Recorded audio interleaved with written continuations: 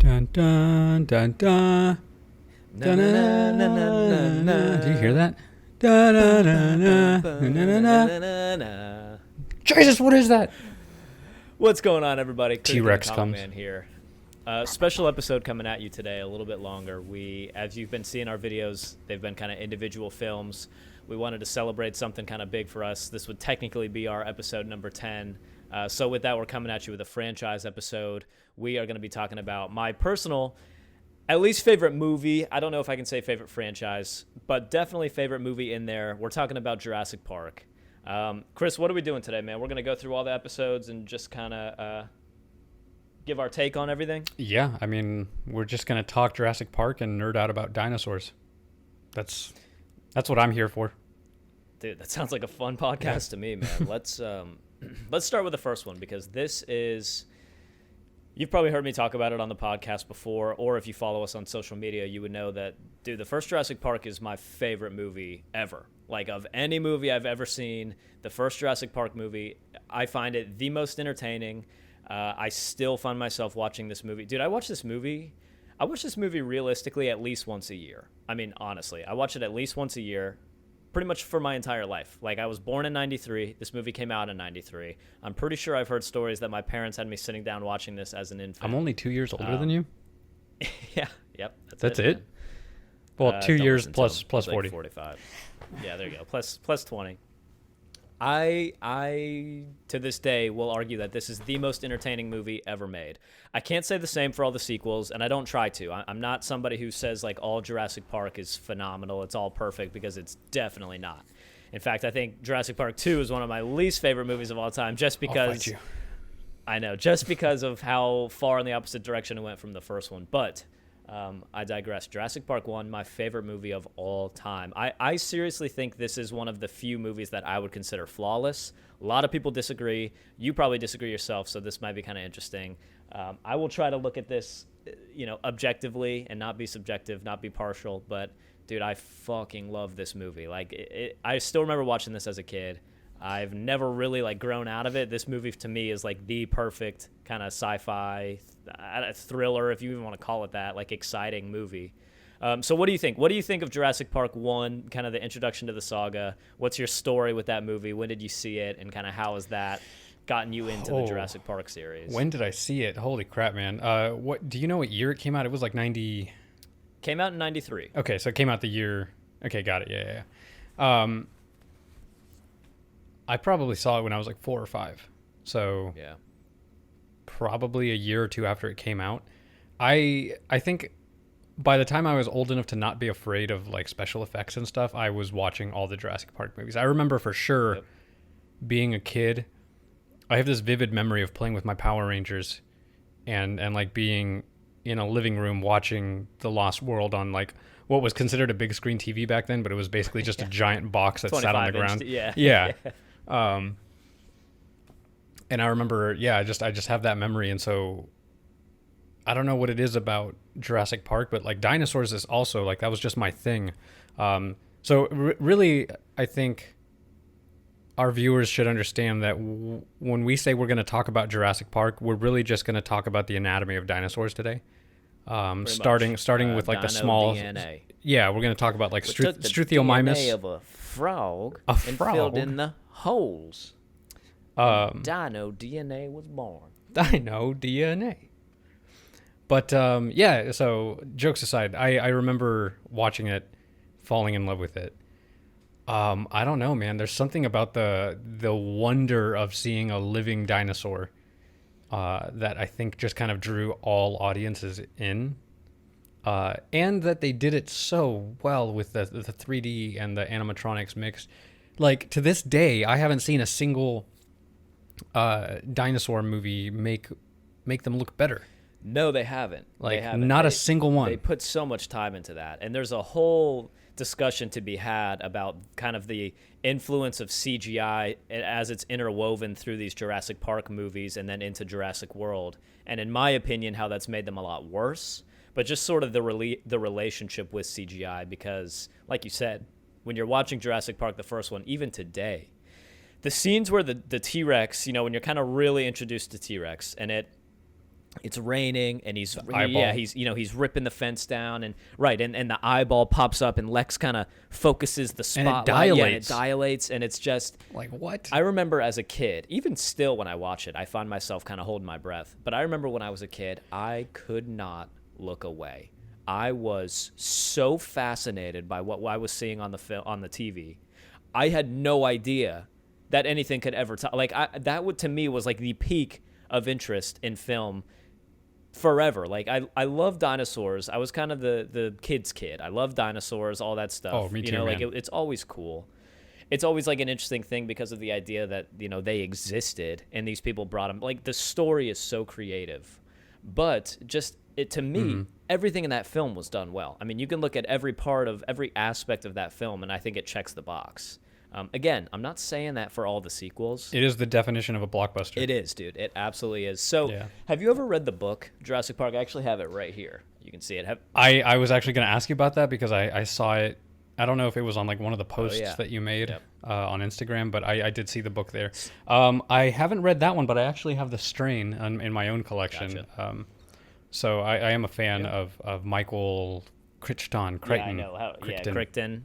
Yeah, that's always how I've said it. Yeah. But, so this is Somebody out there just turned us off. probably whatever. But It's like, oh, what the fuck? yeah, no, listen. This is and here's another statement that might get us turned off. But I don't know. I'd like to hear your or anybody's point of view on this. Really, this is a very interesting movie to me because now, granted, I've not read every book that's been turned into a movie, but of all the movies that I've seen and all the books that I've read that turned into movies, this movie for the first time for me is better than the book. I read the book. I read the book a long time ago. I've read it a couple times. I don't like the story and the characters that they set up as much in the book as I did the movie, which was actually a pretty big testament for, to Spielberg and just how good these films were. But The Lost World too, I don't like the book as much as I like the Wait, movie. there's a second book too? Yeah. I mean, they all kind of go down. What? And I think Michael Crichton actually wrote and I'm trying to remember what it was called. It was called like, I don't know if it was like Badlands or something like that. He wrote another story that I don't think was ever published while he was alive. And it was like kind of not really continuing on the Jurassic Park trilogy per se, but it was kind of like an independent story about like two rival archaeology groups and how they were like kind of like are like warring with not like warring, but they're like kind of sabotaging each other like out in Arizona in the Badlands or wherever. I got to look that up and see what it was called. I actually haven't read it. Because I don't know if it was ever like completed or if he wrote a lot of it and then they kind of just rushed it and published it after that. But yeah, man, he wrote a couple of the books and I didn't like The Lost World, the movie. So like Jurassic Park 2, if you will. I didn't really like that movie, so I can't really say about the relationship to the book. But I will say Jurassic Park 1 was one of the few movies I've seen where I thoroughly enjoyed the movie better than the book. So that's a testament to Spielberg, I think, because it's not a bad book. It's obviously a popular story. But I can imagine in '93 when this came out, I mean, this is one of those movies like Jaws where this comes out and it's never been done before. It's never been seen before. People must have been blown away. And I'm sure we have... Fun fact. Go ahead. Jaws was actually the first blockbuster ever. I believe that. Yeah, I believe that. Like the first... What would you consider a blockbuster? Like the first like global phenomenon film? Pretty much, I think that's basically the definition, that it sold out tickets everywhere, that it became a thing to go see this movie. Right, it became like a That cultural... it was advertised before it came out, and people had already made plans to go see it before it came out. Gotcha, that makes sense. And they released a book after, so there was like a book that was made after Jaws came out, and, Right. and they capitalized on that. That's kind of the basic idea. I gotcha. And I believe that because you hear everybody's parents telling the same story. Oh, when Jaws came out, we wouldn't get in the water for, all summer, basically. But I can imagine that when this has never been, this having never been done before, I watch it now and I'm blown away and I love the movie. Imagine seeing this for the first time as somebody who's our age now. Film like this didn't really exist, I'm assuming. Like you were saying, like there's been Jaws as kind of like a big blockbuster movie, but the dinosaur story hadn't been hashed out yet. It wasn't so overdone at this point. It was all stop motion, right? Old movies. Right. This must have blown people away. I remember the first time I can remember watching this movie, I was really young, and I remember being scared for sure, but still loving it, like still being fascinated. Well, and you have to think that at the time, 3D animation wasn't big. Like Toy Story wasn't a thing yet. Right. Uh, like this is one of those movies that really pushed the limits of what people thought computers could do with movies. Yeah, when you remember, like when you watch this movie even today, and then you take a second to stop and realize that this movie was made 27 years ago, it's pretty phenomenal, dude. It's pretty phenomenal. And I think, the CGI, of course, like when you see the Brachiosaurus, Brontosaurus at the beginning, you obviously can tell. It's called a long neck. Yeah, sorry. When you see it at the beginning, when you see it at the beginning, it's not as good. The CGI is not as good as what you would see today. Obviously, it was 1993. You know what I mean? Like, it's insane. But when you see the animatronics and how realistic everything looked, it still is to me a testament of how films that are so overdone with CGI today are missing the mark. When you and we'll talk about that even in the further Jurassic Park movies, as they just implement more and more CGI, and until all of a sudden the whole thing is basically CGI in the Jurassic worlds. You miss something with that. The ability to like reach out and feel the dinosaur that they're kind of interacting with, and the realness of it. Practical effects definitely add a level of realism. Yep. And it's what I like about directors like Steven Spielberg and Ridley Scott. I feel the same way about Lord of the Rings. Like, I feel like the reason I like The Two Towers more than I like Return of the King is because, and I love both of those movies, but I think in The Two Towers, something about the fact that like those orcs, even though they're like people dressed up, they're there. And the interaction that they're having with the elves and the men and the soldiers, it's happening. It's all stunted in there. And then you get to movies like The Return of the King, where it's a mix. It's definitely a mix. And then specifically a lot more CGI. A lot more CGI. And then you go into like the Hobbit films where it's like all CGI. I thought I didn't like the Hobbit movies at all. But I have the same things in those where I really like, I like the realness of that. And Jurassic Park, especially Jurassic Park, the first one, Jurassic Park 1, it's a lot of animatronic. It's a lot of the actors actually touching and being moved by and interacting with a physical thing that's there, and you can tell. You can absolutely tell. And I mean, the movie came out right after the Aliens movies were being made. That's when practical effects were kind of at their height. Yeah. When Ridley Scott was directing Aliens, he specifically said that he wanted it to feel real. He wanted somebody in a suit to be the xenomorph, and so. And again, I've said this before, but this is those same group of directors, those auteurs who were born during the time when movies were kind of the same thing being hashed out over and over and over. And they said, we want to make something different. Over and over and over. Yeah. And they said, we're tired of that. We're going to make something different. They started experimenting. And these are the directors that created movies, like Aliens and, the Jurassic Park movies and all that. And that's because they were willing to experiment and they were willing to try things that hadn't been done before. And Steven Spielberg, man, love him or hate him, these movies are freaking amazing. Yeah, they're legendary. I mean, literally, that is the word I would use to describe these movies. They're legendary. They're iconic. They are iconic, and it's sad because I wonder, even when we were doing this for the podcast, you don't have to do anything to get me to watch Jurassic Park. I'll just watch it any given night.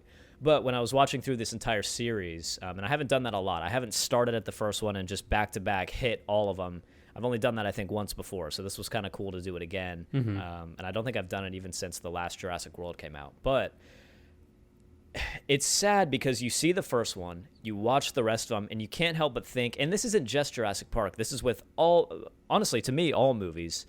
I can't help but think that potentially the best movies ever made are behind us. And that's kind of an interesting conversation in and of itself. Because I guess that maybe is more of a personal thing. But I look at the movies being made today, they don't do anything psychologically. They don't impact me nearly as much as movies like the original Indiana Jones, Jurassic Park, Alien, Jaws.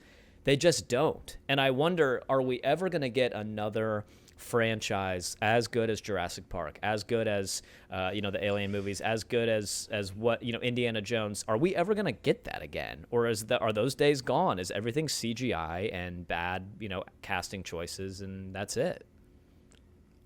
I feel like the optimist in me has to say that at some point somebody is going to want to return to those roots. I hope so. Somebody like myself or somebody like-minded like you and is going to pick up a camera one day, probably already in the process of doing it right now, and they're going to be the next director to make one of those movies that just completely wow audiences. And I think people probably thought the same thing when movies like Citizen Kane and Casablanca were coming out, especially back then, when they thought that, you know, like, filmmaking as an art form was, you know, it was kind of a fad. Right. You know, people, when filmmaking became, when it was first coming out, people saw it as a novelty thing. It was one of those things, you know, you could make a strip in a Nickelodeon, you put a nickel in and you turn the thing and like, oh, that's cool. Right, it's moving. You know? Yeah. Yeah, they made porn out of it, you know, so that you could go see a girl like show stalking and that kind of stuff, but that's it. And people were like, whatever, that'll be done in no time. And then people started, like, it's all it's ever going to take for a push in the right direction is for a new piece of technology. As soon as audio was implemented in film, as soon as color, as soon as 3D, as soon as computer graphics, whatever the next step is, you know, and I feel like they're trying to do something. Whatever that next step is, it's going to change filmmaking, and it's going to create a new playing field for a next generation of directors to do something that we can't even probably fathom at this moment. Like, can you imagine being able to watch Jurassic Park and smell the things that we smell? Smell the dino droppings? Oh, yeah. Hell yeah. Yeah, that'd be perfect. That'd be great.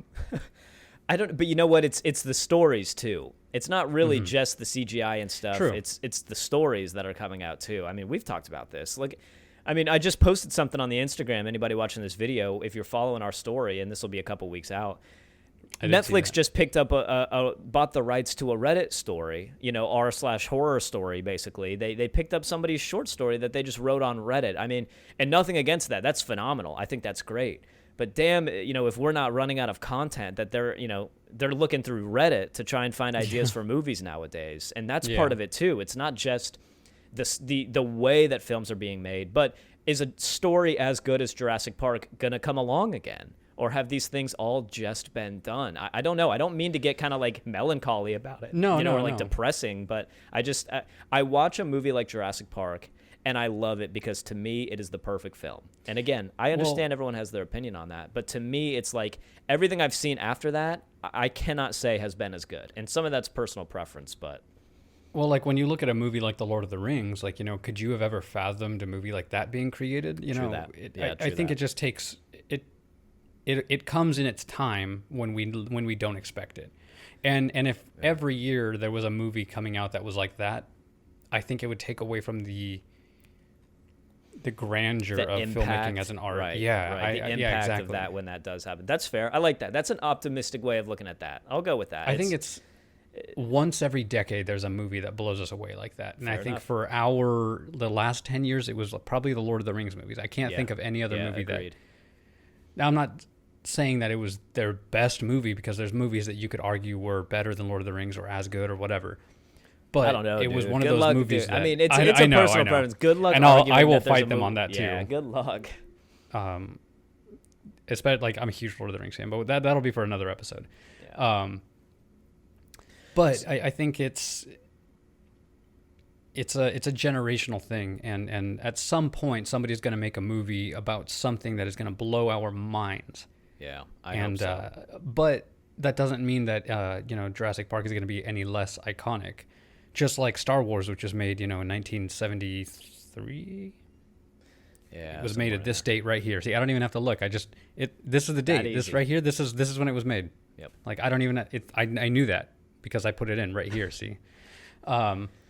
And I hope you're right. I hope you're right that eventually stories will come along like Lord of the Rings that just kind of blow us away, and we'll see. But let's talk about, and we'll start on the first Jurassic Park because it's kind of the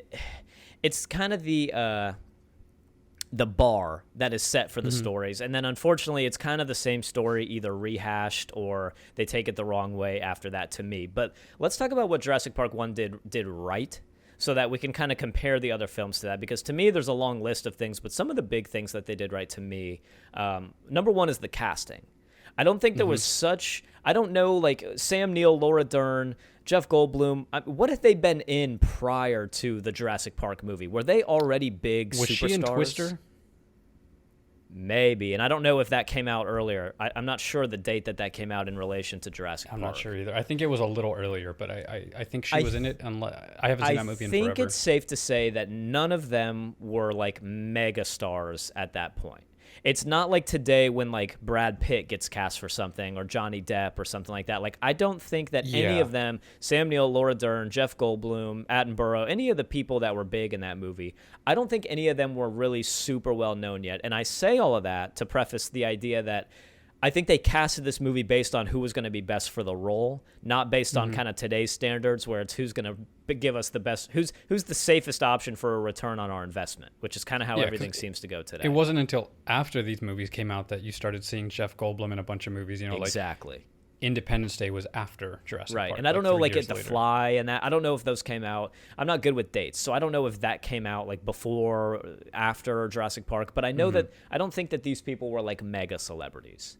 So No, any of them, so. and so I say that even like Samuel L. Jackson at that point, I don't think was like a huge. I forgot he was in that. Yeah, that's right. Yeah, I don't think he was like a huge star at that point. Yeah, when did Please, Pulp God Fiction damn it. come out? Yeah, Pulp Fiction. I want to say like 97. Yeah, probably. So later than Jurassic Park. I think so. So anyway, I It say came that out. to say. Ask me one more time when Pulp Fiction came out. Yeah, Chris, when did Pulp Fiction come out? Boom, there it is. Oh, it came out this year. Perfect. There you go. So the Now we know. casting in this, perfect. I think everybody plays their role perfectly well. And I think they make a lot of mistakes in casting later on in the franchise, starting from Jurassic Park, The Lost World, where Jeff Goldblum tries to take over as the lead. I didn't think that worked. I thought everybody fit their role perfectly in the first Jurassic Park. Sam Neill, as Dr. Grant, phenomenal for that role. He's very kind of Standoffish fatherly figure. Yeah, and he doesn't have a huge ego, and he's very relatable and down to earth, and he's very passionate about dinosaurs, and you buy it. You totally buy that he is the expert. Laura Dern is incredible. She's been great in everything that she's done, really. But what is her character like? I forgot what she does. Ellie is like a paleobotanist. So she basically studies like the fossils of old plants. Yeah, the fossils of plants and stuff, plant matter, I suppose. Yeah. But so they cast this movie perfectly. The casting couldn't have been better. Everybody pulls off the role. Nedry is the perfect kind of big nerd that you sort of hate, and he kind of sabotages everything. The big guy? Yeah, the big guy. Yeah. I think he's yeah, exactly. Please, God damn it. Please, God damn it. You didn't say the magic word. Please! God damn it! Hate this hacker crap. The casting in this was perfect. Do you feel like the casting for any of these characters was not spot on, or do you think that it was pretty much right where it should have been? No, I think it was very, very well done. All the way down to the extras. I mean, Yeah. everything about the movie just felt very genuine. And I think that's kind of the magic that this movie created, man, is that not only did they pick one of the most beautiful and exotic locations to film, although I'm biased because I'm Costa Rican, but Oh no, it was for sure. It was gorgeous. it added this like jungle feel to it that felt absolutely believable, even though they're filming like right off the coast. And it was just the perfect backdrop. And the use of like the animatronics and everything, like it created this story that was basically man versus nature, and nature is going to win hands down every time. And that's the whole point. That's the whole theme of the movie, is that life finds a way. You cannot control it.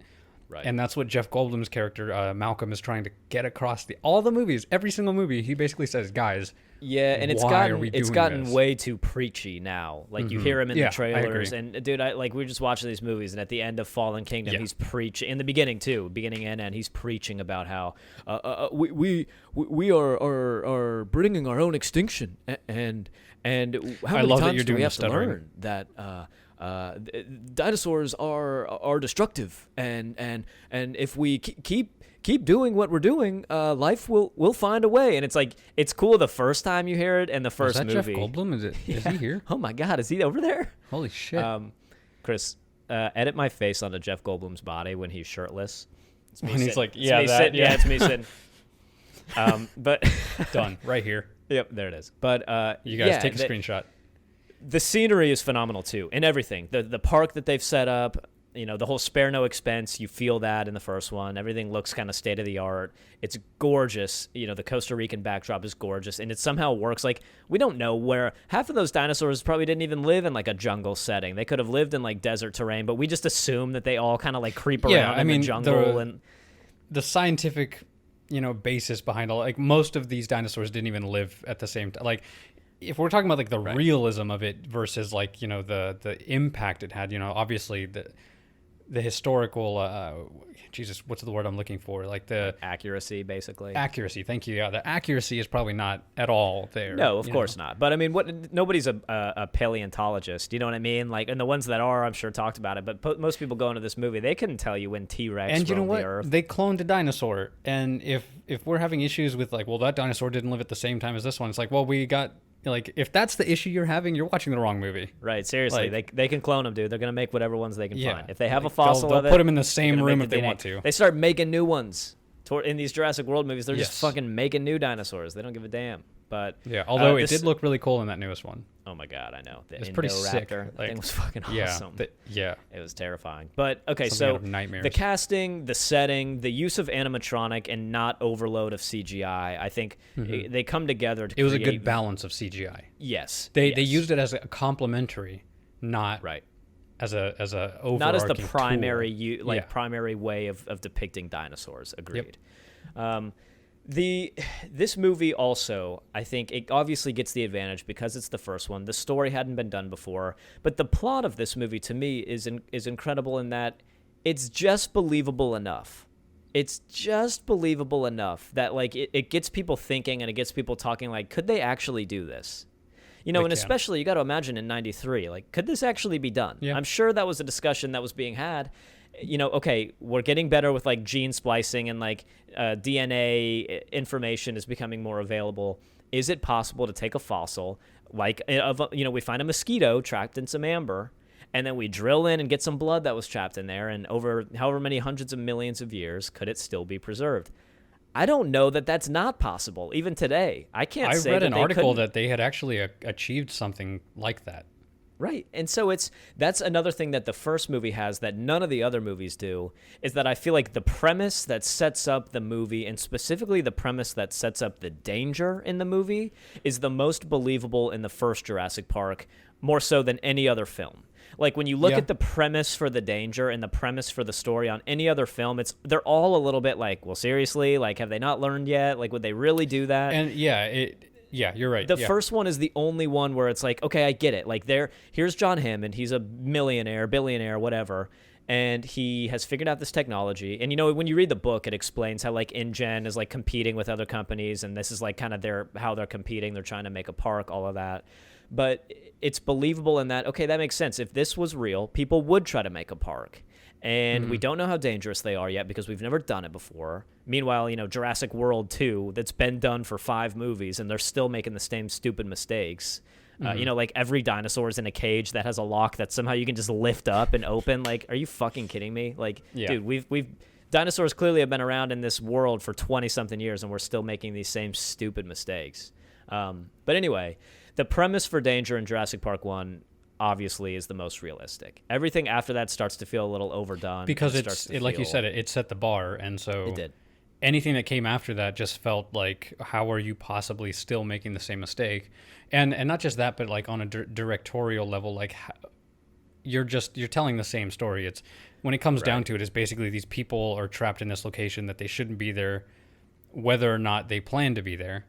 Right, they're at a location that they don't out. really want to be at. You know what I mean? Like, they didn't really plan to go to, and they're being told it's all under control, and it's not. And something happens, and the dinosaurs lose control. It's the same story for... The only difference between each of the movies after the first one is what new dinosaur can we introduce to up the wow factor. Exactly. How intelligent are the raptors, and what new dinosaur are we going to do? I think the first one was just the perfect example of kind of the most realistic premise for setting up the movie. Yeah. I didn't have any problems with it. Of course, some scientists could come in and say, oh, that's not possible because of this or that. I don't care. And you don't think of that when you're watching the movie because they do such a good job of setting it up.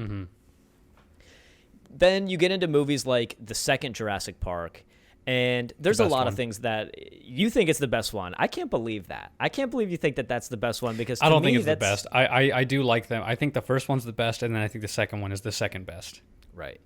The second one, aside from a plethora of problems, in my opinion, the premise of it is just, I just not believable. Like, you've got Jeff Goldblum, and he's got this girlfriend that he's seeing who happened to be sent to Isla Sorna, the secondary location. And even though she's like totally under control, all of a sudden now Jeff Goldblum has to come and save her from problems that don't even exist at this point. Like, she's just there taking like pictures of stuff. You know what I mean? Like, it's not, she's like studying them and whatnot. So I don't know, man. It just, to me, the first Jurassic Park was kind of the total package of convincing story. Obviously, it had never been done before, so it's the original. The animatronics are phenomenal. The casting's phenomenal. The plot throughout the whole thing is great. The T-Rex remains the best, like, if you want to even call him villain in the Jurassic Park movies, it remains the best, like, dinosaur that they're against throughout the whole films. You can look at how the T-Rex was used in these films and almost chart out how good these films were based off of that. You know what I think the issue is with the later movies is that the first one was very much about the park and about the survival. It was visceral. It was an archetypal level of story where, you know, it's like it's just as much. It feels almost like a slasher horror in that they're being picked off, but it's not by a murderer. It's by this apex predator, you know? Right, it's by monsters, I think, essentially. Yeah, basically. And I think the issue with the movies that came out later is that they started getting into the business side of it. Like, I think that's what makes the story a little too complicated, like the second one, is where we're learning that InGen is, like, now the board of directors has voted me off. And, you know, like, they start mudding the story up with too much information. And we're just like, we don't care. Right. Like, we don't care. I will tell you, you guys have heard me talk about this already on the podcast. I swear I'm going to make a post about this, dude, because I want to do more research on this. Jurassic World, the first Jurassic World, was actually the movie that spawned this crazy theory I have about the too many characters and too funny idea of movies. I think a big problem with movies today, and not just today, for the last 10 years at least, is that for the most part, movies today try to implement too many characters that you're supposed to care about, and they try to make movies too funny. And I did a little bit of research, just a little bit, because there's more that goes into it than this, and I actually wrote down the amount of main characters in all of these Jurassic Park movies, and it completely fits with this theory. So the first Jurassic Park movie has arguably 7 main characters. Now, that's characters that pretty much from beginning to end you were like invested in the story. That's not really including people that die off really quickly, but it's including people that essentially like have a lot of lines and would be considered like a main character. Jurassic Park 2, dude, it has 12. Yeah. 12 characters that you're supposed to care about. A whole camp. Yes. Yeah. Jurassic Park 3 has 5 to 9, depending on what you would consider a main character. If you consider like the 3 mercenaries main characters, and if you consider Laura Dern's character a main character, even though she's not really in it, if you consider those 4 main characters, it has 9. But really, it has 5. So that one's pretty low too. The family. The family. The So and Dr. the Grant, the 2 parents, Yeah. Eric. I'm trying to remember Billy, and Billy's in there too. So really, there's like 5 characters. Put the egg back, Billy. What are you doing? Put the egg back. Fucking Billy, dude, with the lucky bag. And then Jurassic World 1 has 11, so again, a lot. And then Jurassic World 2 has 9, but again, a little bit more depending on like who you would consider a main character or not. Right. So if you look at like kind of the rankings that these movies generally have, it follows suit, kind of the pattern. Yeah. My favorite movies, my favorite Jurassic Park movies in order: Jurassic Park 1, Jurassic Park 3, Jurassic World, and then Jurassic World 2 and the second Jurassic Park are just kind of tied at the bottom. I don't really know. But to me, it goes 1, 3, 4, and then 5 and 2 are tied. What about you? What would you say is your like ranking for these movies? I think the order that they came out in. Really? So you think 1, Yeah. 2, 3? Okay, I got you. Yeah, I think that they have gotten worse over time. But I think 1 and 2 are the strongest, and I don't know what it is. I just didn't really like the third one very much.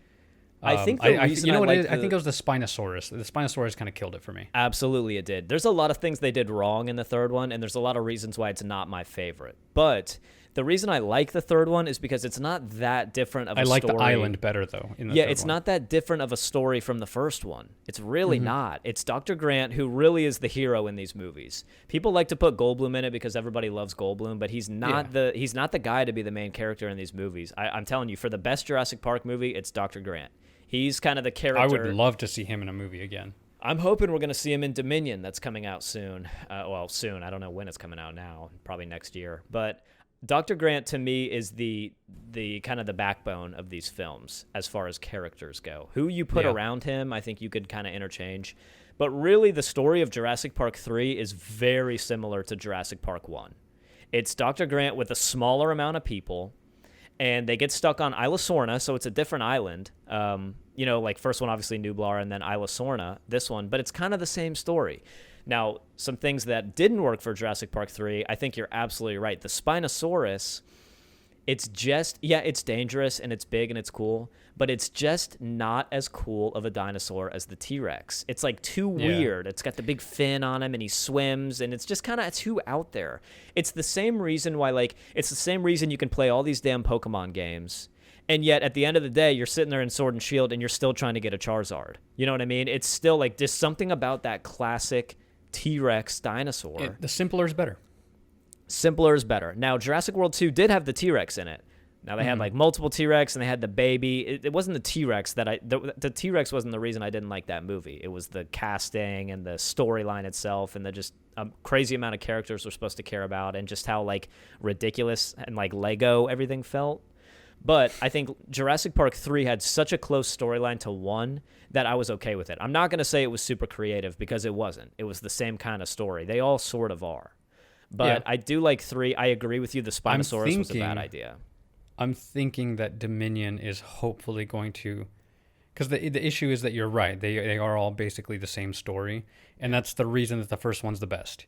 But when you think about the story in a chronological sense... You have a company that makes dinosaurs. Shit goes bad. Okay. They're on the island. They're still stuck on that island. So it's like, how bad is it? So then you have the second one where you have companies now trying to extract dinosaurs in order to make a profit off of them. That's why I like that movie, because logically that's the next step.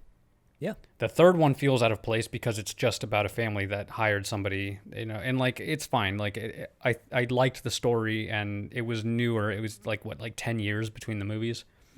So it added. I think so, 'cause Jurassic Park 1 came out in 93, and then Jurassic Park 3 came out, I want to say in 01. Yeah, 2001. Okay, yeah. So there was time for computer graphics to catch up, and for there to be a little more power behind the visuals, which is awesome. So I did enjoy it, and I liked seeing a younger character with Billy and all of them. Logically, the next step to me isn't let's make another theme park. No, they're done with the parks. They've got to be done with the parks. But they did it though. They did it in 4 and 5. I'm thinking Dominion. You mean 4? Yeah, I got you. Yeah, so they did it again, and I think that's why those movies, because it's just the same one. It's like here's a bigger theme park, but it's we have a this park, time we're but not now it's InGen. operational. Right now, it's an actual working operational park. Yeah, It's a corporation, so we're safe. To me, the premise of actually, to be honest, the setup of all of the Jurassic Park movies to me is not horrible. I don't love how 2 kind of got started, but I will say Jurassic World, the kind of the preface and what led up and what happened that created like the danger in that movie to me is so fucking stupid. That like in Jurassic World, the fourth Jurassic World. So like, dude, you're telling me, okay, this pisses me off, but you're and I didn't actually hate this movie. I watched it again. Not a horrible movie, but dude, you're telling me, okay, after all the things that we've learned about dinosaurs, and they clearly did safety well enough to where they were able to have an operational park that's been going just fine for years. You're telling me that, okay, even they're going to make a new dinosaur. I get that. I feel like that would happen. That could happen in real life. You're telling me they have the biggest dinosaur ever made. And the only way in and out of this like giant enclosure that it has is this huge, massive King Kong gate that has to open. There's no like little small exits that the dinosaur couldn't fit through. And the only thing surrounding this giant dinosaur enclosure is like one concrete wall. Like they wouldn't have like lockout measures in place to where it's like at least a double gate, like, you know, they do in zoos nowadays for like a fucking panther. And you're telling me for an like Indominus Rex, they wouldn't at least have like a backup gate just in case the first, like, the idea to me, and then, oh my God, dude, like, I don't know if you guys remember when last time you saw this movie. This gets me so fired up. Like, literally, like, you could just edit flames coming out of my head. You're telling me that Claire, she wouldn't even have, like, when they think the Indominus Rex got out, okay, the thermal scanner's not working, it's not in there, where is it? She has a fucking cell phone. All she has to do is call that little office and say, hey, where's the tracker unit on the Indominus Rex? Yeah. Can you see it? Yeah, it's in the tank, or it's in the enclosure. But instead, she decides she has to drive all the way back to that thing just to be told the same information. And meanwhile, before they actually know if it's in there or not, they just go in. They just go into this enclosure. Like, it's... You wouldn't even do that with a fucking lion. Dude, the premise of danger in Jurassic World, to me, is by far the stupidest setup for things going wrong in any of those movies. Like, Jurassic Park 1, totally believable. The power goes out because it was kind of sabotaged by somebody who had, like, you know, financial interest. I'm on top of a storm. Right, on top of a storm. Jurassic Park 2, okay, Goldblum wants to go, Malcolm wants to go save his girl. Kind of stupid, but okay. Like, it's at least, like, realistic somewhat, and then, you know, they get there and people are trapping them. I get that. Jurassic Park 3, I'm still on board. You know, he's running out of money. Grant's running out of money. He's never going to go to these islands again. But he's not even thinking that he is. He's being told, hey, you're going on a low-flying tour of these islands. Just point out some dinosaurs, and then we're flying home. We're going to pay you millions of dollars to fund your operation. You don't even have to be in danger. I get that. That's believable enough. I could see that happening. But then Jurassic World, it's like, dude, come on. You're like, the whole thing is because of this Indominus Rex. But just the stupidity that goes into letting it get out and then letting things escalate to the point that they got to, I just do not believe. I don't buy it at all. And then, of course, Jurassic World 2, it's kind of the same thing. You know, they take them, they bring them back, and then they get out, whatever. In a basement. Yeah, in a But that's what I'm saying, that I think that I'm hoping that Dominion is good because you take out 4 and 5, the logical jump would be from the way that they left off number 3 and number 2. Number 2 and 3, you get the idea that there's dinosaurs out in the world now, that they're flying around, that they have found a way to breed on other islands that are not controlled by InGen. They're just an animal in the wild now. The next logical step isn't let's make another park. It would be that how is the human race dealing with the fact that the dinosaurs are out? And I think Dominion is doing what it should have done earlier, in that it's taking the stakes and raising them, because now it's not dinosaurs stuck on an island. They're picking off, you know, what was it, a pigeon or something, like I don't even remember what it was in the trailer. Dove flying around, and all of a sudden it gets taken. Yeah. And so they're clearly a part of our society now, and I think it just makes more. But I feel like you prefer the stuck on the island thing, and Absolutely. I love the urban. That's why I liked the second one. I like the urban. When they're in San Francisco. San Diego. Yeah. San Diego. I like the park idea. I like them being on an island in a park. Dinosaurs that they have in captivity are breaking out, and that's where the tension and anxiety comes from. That's the story that I like, and that's already been done. So I'm not going to like any of these Jurassic Park movies anymore. I just don't imagine, because my favorite story has already been done, and it's already been done well. What I see happening for Dominion is it's going to be Chris Pratt and Bryce Dallas Howard. Is that her name? I'm bad about names. Bryce Dallas Howard, I think. I want to say is her name. That's kind of what I see. Like, what I see happening is Chris Pratt and, hold on, let me look at her name before I accidentally say it wrong again. Bryce Dallas Howard. Chris Pratt and Bryce Dallas Howard, I see them basically being sent on some mission into, like, the nest of the T-Rex or something. Like, this city's under attack, and the dinosaurs have set up, like, a nest somewhere in this area, and you guys have to go in and take out the alpha, otherwise they're going to just keep breeding, and it's going to be horrible. And then it's them sneaking into the woods and they're gonna infiltrate some nest, and they're gonna either take like the alpha's eggs, or they're gonna have to kill it, or I don't know, dude. But I just don't see it being as convincing of a story.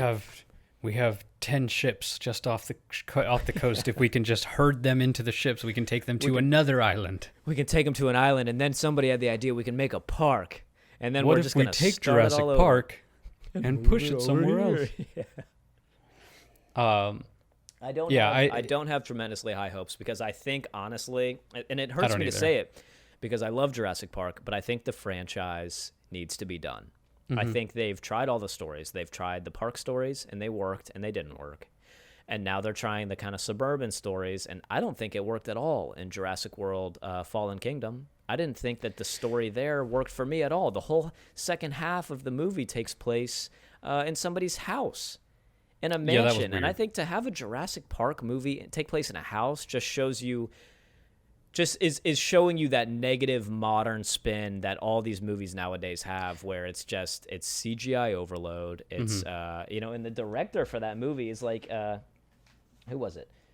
J.A. Bayona or something like that. Like they've come a long way, but I think they've kind of these movies peaked in the first one and have just kind of been a downward spiral ever since. See, I think it'd be really cool to see like Central Park being overrun with raptors, and people don't know it. And I'm not saying that it needs to be in a house, because I think that's stupid. But it would be interesting to see a dinosaur roaming a street, and the car, basically just people having to deal with the fact that this is now a part of their world. And But wouldn't we just kill all of them? Like, wouldn't we just hunt them down and kill all of them? Like, they're fucking huge. Maybe some compies would we, exist though? or something. But, like, dude, if you saw a pterodactyl, the military or the National Guard would kill it. And if you saw... But I feel like with groups, like animal advocacy groups, like I feel like, isn't that like one of the premises, like that, basically that they have to protect them now, because even though they're genetic experiments, they are now animals that they deserve their rights or something, and so people were fighting for their rights in one of the movies. Well, that was Jurassic World 2. That's what got them to the island. All these dinosaurs were just conveniently Right. about to be destroyed because this volcano Yeah. was going to blow up, which is fucking stupid. There was an active theme park on that island like 2 years in the past, or however many years in the past. You're telling me they wouldn't be able to chart the seismic activity? Yeah. So you're telling me that even if Jurassic World hadn't happened, that at some point that even if the dinosaurs, the Indominus Rex, had never broken out, at some point that entire operation would have been a bust, because the whole island was going to explode anyway 5 years later? Dude, I don't think they'd be building a theme park on Yosemite or Yellowstone or wherever it's about to explode. You know what I mean? They would take that into consideration. So the premise for Danger in Jurassic World Fallen Kingdom, the second one, is basically just as stupid. You know what I mean? Yeah. It's like getting I them agree. to that island is basically just as stupid. I just don't believe it. I don't believe that those events would take place and lead up to them going back there like that. I don't. You know what it is? I really want some really cool battle in the streets between a bunch of raptors and a military unit just stuck in the ground, surrounded by a raptor nest, and where they're literally just trapped, and anytime they try to leave, the raptors have them enclosed, and then there's fucking stegosauruses and things just wandering the streets, and the whole I movie guess is about that's- this platoon I or guess whatever. that's what we're gonna get. I don't know what kind of premise they're gonna try to shove down our throats in this next one, but I guess that's what we're gonna get. And now, to me, Open up, Danny. I know, man. I know. But, dude, there was only 10 dinosaurs that got released at the end of the last one, at Yeah. the end of Fallen World. There wasn't that many dinos that got out. So you're telling me Yeah. they weren't able to contain it at that point, and it's going to turn But- into Dominion, where they're just everywhere? But at the end of the third one, there were more dinosaurs. Yeah. Where you see pterodactyls flying alongside the helicopters. That might be in the first one, actually. No, that was the third one, where they get in a Okay. helicopter at the end, and they So- see the pterodactyls flying next to them. I think the idea is that they released from the park a handful of dinosaurs, but that the dinosaurs have been slowly making their way off the islands. The box has been opened, basically. Once Right. you open the box, the dinosaurs are now a thing. We've and I mean, it's- opened that. We can't go back, and now other people are probably making dinosaurs and letting them go. And it's been this was a mistake. at least 10 or 15 years since the park originally opened, and each of those T-Rexes has 6, maybe a dozen eggs a year. I guess. Yeah, I guess. You know, so it just, they're gonna reproduce, and they're asexual too, so they reproduce without even needing. So there's just so many things that basically they're just kind of this unstoppable force now that the human race has to kind of deal with because we made the mistake of cloning them. And I like that premise. And I see something promising. I think if we have good characters in the next one, in Dominion, and we have a setting that feels realistic and relevant to us, and then we have an actual believable premise of danger where, you know, like New York is not sitting on a volcano or whatever. Right. I think there's a potential for a good thriller, suspense, you know, action movie. And I'm hoping that they don't fucking end it with another cliffhanger, because I swear to God. Dude, I just, to me, this franchise is ready to be done. I think it was ready to be done after Jurassic World, but I guess enough people saw it. And I actually kind of liked Jurassic World, really. I did not hate that movie. No, and I didn't hate Chris Pratt either. Oh, no. Yeah. Listen, we can talk about some positives for the new movies. One of those being Chris Pratt and Bryce Dallas Howard, I think are fucking awesome, dude. Yeah. Like, I do not think that they were the wrong choice Because for I that mentioned role. earlier, I think in the review that we did, I said, like, ever since Chris Pratt got involved, my exact words were, ever since Chris Pratt got involved, the movies took a downward. The way that I said that, it made it sound like it's because of Chris Pratt, and it's not. It's just, that's like the way I see it in my head is like before Chris Pratt, after Chris Pratt. That's how I divide the movies. Ever since Chris Pratt, those movies got created. I think those movies weren't good, but I think Chris Pratt was one of the best things of those movies.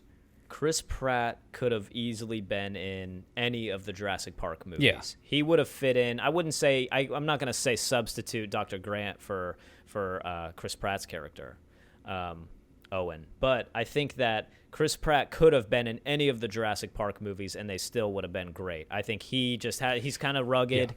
You know, he's cool. He kind of, you get the idea that he's kind of like he likes animals and stuff. You know, he was a Navy man, and I think his role in these is great. Yeah. Okay, so that I have a problem with, dude. The whole raptor training. If you're just listening, be aware that Chris is now, like, putting his hands out in front of him and training, like, doing the raptor training thing. It's actually kind of interesting to follow the raptors arc in these movies as well, and specifically their intelligence quotient. And not just the Jurassic World movies. I mean, start from Jurassic Park. Yeah.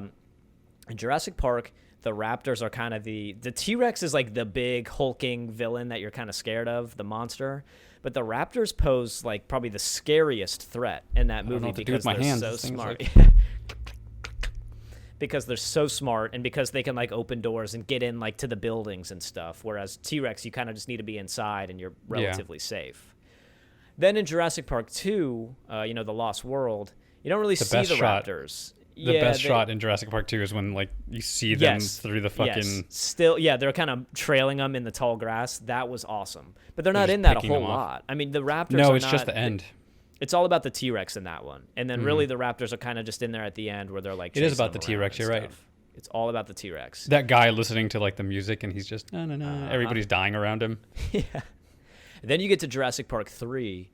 And they start kind of introducing this idea that I don't like. I think it kind of I think it makes sense, but I think it takes away from the movies. This idea that the raptors are now so smart, like smarter than people, basically. Like, they start talking about the raptors as if they're like the smartest species on Earth, and they start communicating with each other, and they start like making plans, and they start kind of like, like formulating things a little more, and that you start to see the intelligence of the raptors go, I think, a little too high. Because then in Jurassic World, all of a sudden now we're like training them. And again, I don't think that's unrealistic to say that they wouldn't try to do that. I understand why they did that. I just think it hurts the films, because the raptors are in their best when they're like a real threat and like really dangerous and scary. And by making Chris Pratt be able to like train them and not get attacked by them, I get it. It sells Legos, but you're taking away the power of these raptors. Where like having them be animalistic gives them that like predatory danger. Exactly, that predatorial kind of scare, like fear that they like draw is gone, because it's like, oh, dude, they're clicker trained like a fucking dog. You know what I mean? And I'm not saying it would be impossible to do. I get why they put that in the movies. I'm just saying it doesn't help the films to now have the raptors like. Imagine Jurassic World, okay? Take out the raptor part of it. Figure out why Chris Pratt was there for something else. You got to rewrite that part of it. But imagine, like, as things are going on, then raptors are also getting put into the mix, and they're being released, and they're killing people in the park, and they're attacking people, and then they come in at the end and they band together and fight the Indominus Rex because it's like part raptor and they don't like that, whatever. But the idea that Chris Pratt has like this bond with the raptors, Yeah, I didn't like that either. I just thought it was unnecessary. I'm not. It didn't do anything positive. The for only films, reason I they don't did think. that was to help sell the idea that the government wanted to militarize the raptors, which I think is the Exactly. stupidest. Like, I have this image of like raptors with like machine guns on their backs and shit, and like that to me, like, it just looks and sounds so dumb that, like, you know, they're gonna be our greatest weapon. Just you see. Yeah, like we're just gonna no. take like 100 Did you not watch the raptors other and- movies? They're gonna Right. eat Hey, you we're all. just gonna take like 100 raptors and just teach them how to kill everybody, and then just drop them off behind enemy lines, and they'll just kill fucking everybody. Yeah, like, that doesn't great make idea, sense to dude. me. Like, it's not a German Shepherd, man. You know what I mean? Like, dogs have hundreds, if not thousands, of years of domestication in their lineage and stuff. Tens like, of we're thousands, not, dude. Yeah. Right. We're not dealing with that. You just made these It's animals. been 10 like, years. They're okay. We can train them. Right, like, dude, they are not ready to be used in like a military setting, and they kind of force that on you with this, like, And you think an expert would know that? yeah, right, exactly, and they force this on you with this like clicker training of the raptors, and he's like directing them and stuff. I'm not buying that they go from I'm not buying that they go from where they were in the first Jurassic Park, these wild, deadly, Yeah. smart creatures, to being these like domesticated, trained beings that like have bonds with you and won't kill you. Yeah. Like, dude, the first thing they tell you about the raptors in Jurassic Park is that the main one kills like all but two of the others. You know what I mean? Like, they're not friendly, dude. Mm-hmm. They're trying to be alphas, and they will fuck you up if they I think will that you're say- the alpha. They were pretty cute as babies. Oh my god, dude, I know. He has like the little leather sleeve on so they can't bite him, and he's training them and stuff. It was adorable. Yeah. I You're don't- right, yeah, though. but They you made can- them seem too much like dogs, and they're not. Too domesticated, and it just Yeah. takes away from the anxiety and kind of the thrill of the movies. But you can go back and watch these films, and you see how the raptors kind of story are, like the raptors use increases, whereas like the T-Rexes kind of diminishes. Yeah. But really, I think T-Rex is kind of just like Dr. Grant, T-Rex is the backbone of like the dinosaurs in these movies. Hell yeah. Jurassic Park 3 pissed a It's the lot logo. of people off when they just cut his nuts off and had Spinosaurus just break his neck basically immediately. Yep. That rubbed a lot of people the wrong way. It It's rubbed like- me the wrong way. Yeah, of I course. didn't like that at all. No, they made T-Rex like the T-Rex in King Kong, where, you know, King Kong's Yeah. just breaking their necks and shit, and they're like, oh, they're not as cool because they're not as scary. But you know, you saw what they did in the fourth one.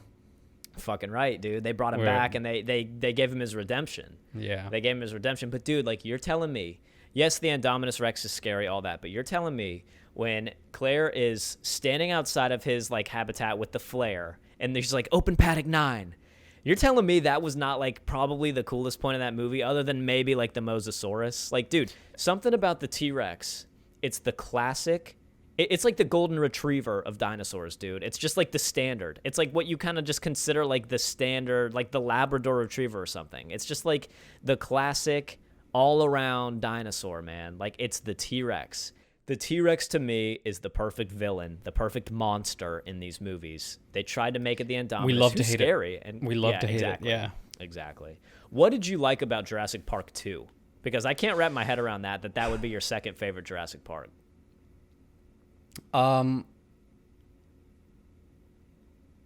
I really like the characters in those, and by the characters I mean like the main 3 or 4 that we see in those. Yeah, because you have Vince Vaughn's character, Yep. you have Sarah, you have Jeff Goldblum, so Malcolm. So there's those 3. Then you have his daughter, and then you have the guy that kind of tags along with them. Who The guy who gets eaten. yeah, ultimately gets it, which is so sad. Eddie. Yeah. Where oh my god, and he doesn't go quickly; they tear him in half. Oh, no, dude. But I like that group of people because they were there as part of a rescue mission. That's it. They were just like, we're here to get her. We're going back, and then they get stuck there, because Sarah's dumbass decided to try and help a baby dinosaur. God, dude. and so like I get it, like she's a humanitarian or whatever. But what I like about the movie is that they are basically stuck on this island, beautiful island, that is crawling with this like military, like mercenary group that they now have to work together with in order to survive. And then they are picked off by the island. Like the island literally kills everybody but a few of them. Yeah. And I guess for me, I just really like that it starts with this like idea that they're in control, and then very quickly is just taken from them. Their trailer gets wrecked by the T-Rexes. Their group gets picked off. The idea that these mercenaries are in control because they have the guns is quickly taken away from them because they're picked off without a problem. And then it's just, how do we get off of this island quickly? And it's like, well, there's a communications tower. We need to get over there right now. And so I think it's just the pacing is just very good. And I don't know. I guess I just have this thing for like military versus nature kind of thing. Yeah. Which I think is probably why I like the idea of Dominion being in an urban setting. You might really like it. If Yeah. that's kind of what you're more into, you might really like Dominion. We'll have to see. I mean, we'll end up watching it and reviewing it on here, so we'll see what we think.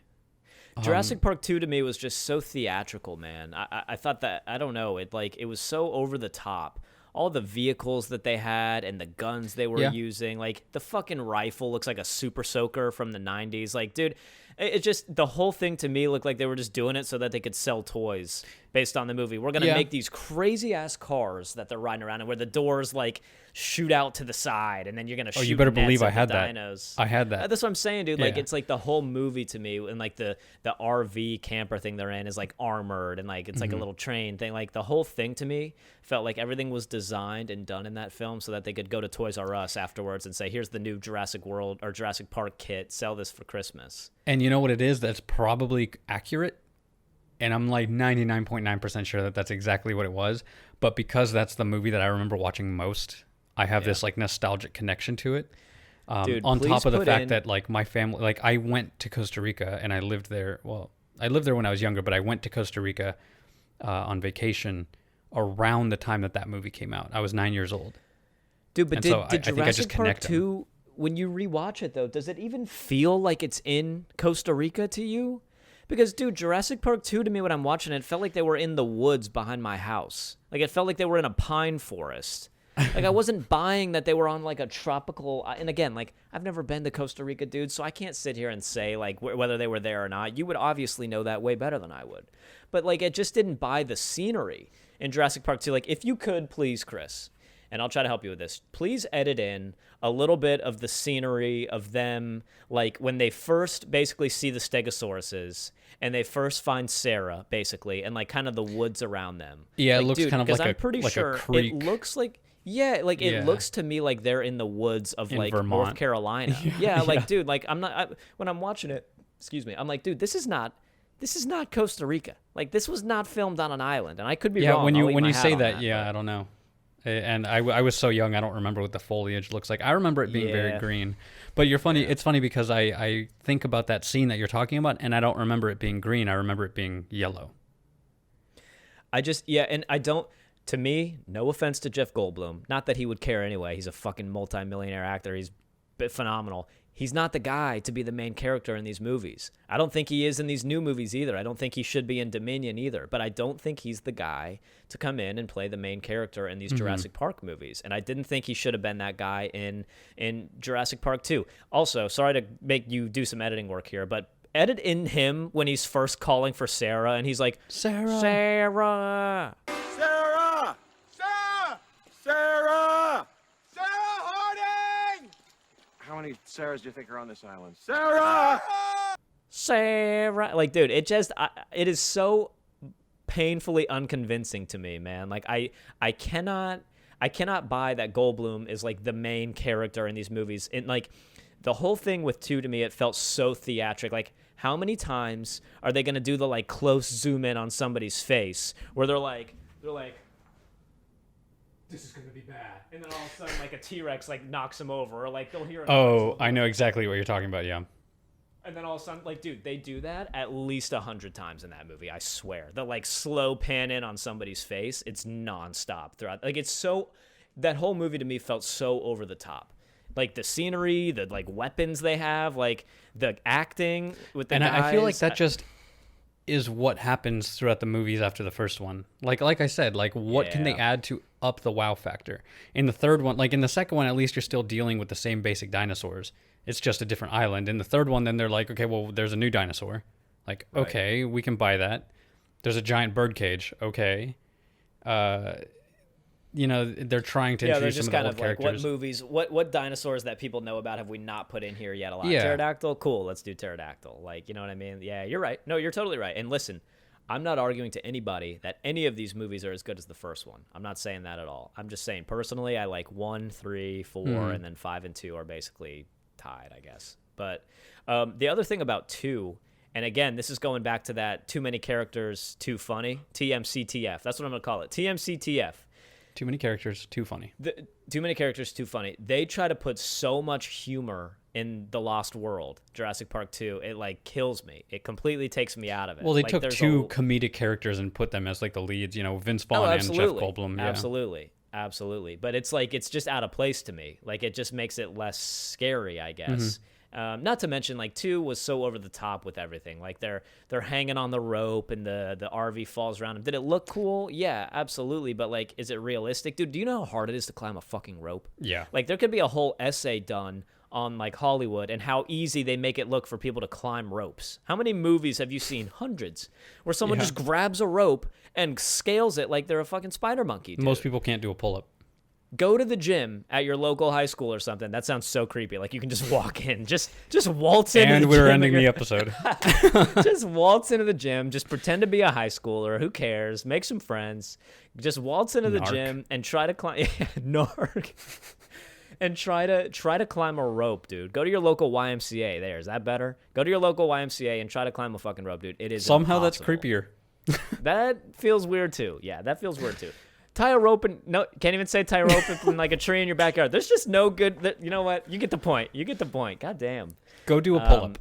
Yeah, go do a pull up, dude, and then tell me you can just hang on a rope with 3 other people holding on to you and be fine. But anyway, yeah, 2 to me was just, it was way over the top. To me, it was like the 10-year-old boy And the gymnast mega scene, movie. yeah. That was pretty much it. And again, it was way too many characters for me to keep up with. It just, to me, it was not a good. I definitely, this time around seeing it, I definitely picked out a lot of the flaws. Like, I really didn't like the main mercenary guy. I forgot his name. It was like Van, of course it's Van something. Oh, I know, Vanderpelt or some shit like Yeah. that. Yeah, I don't know. Like, of course he's like a white bald guy that, you know, wears a freaking hat and Yeah, I know. just And as he's- stereotypical as you can get. So Nick Van Owen was Vince Vaughn, but the actual, like, the guy, okay. I'm pretty sure was Roland. But of course, he's like the South African, like, safari hunter guy, Yeah. like, you know, and he's loading a bullet with his teeth while the T-Rex is right in front of him. Like, yeah. He has okay. Crocodile Dundee on speed dial. And, yeah. Let's talk about Jurassic Park 3 a little bit.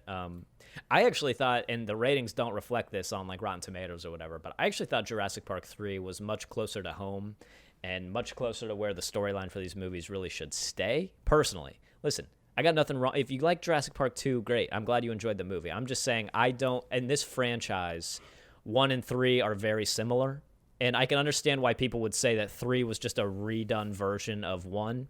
And I get that. I feel the same way about like a lot of the Star Wars movies now, the new ones. It's basically the same plot as the old ones. And 3 totally was similar. And I think that's probably why I liked it. It's damn near the same movie. But I just thought they started doing things right again. I thought that the scenery worked. I thought the casting worked better. They weren't perfect actors and actresses, but I thought the casting worked better. Dr. Grant is back as the lead. I love him. You know, I think he's the guy that needs to be in these movies. So I hope we see Sam Neill in Dominion too, but I don't know if we will. Oh, you're good. And we will be right back. Actually, I can just keep talking because my cut can stay on. I just felt like 3 kind of came closer to home.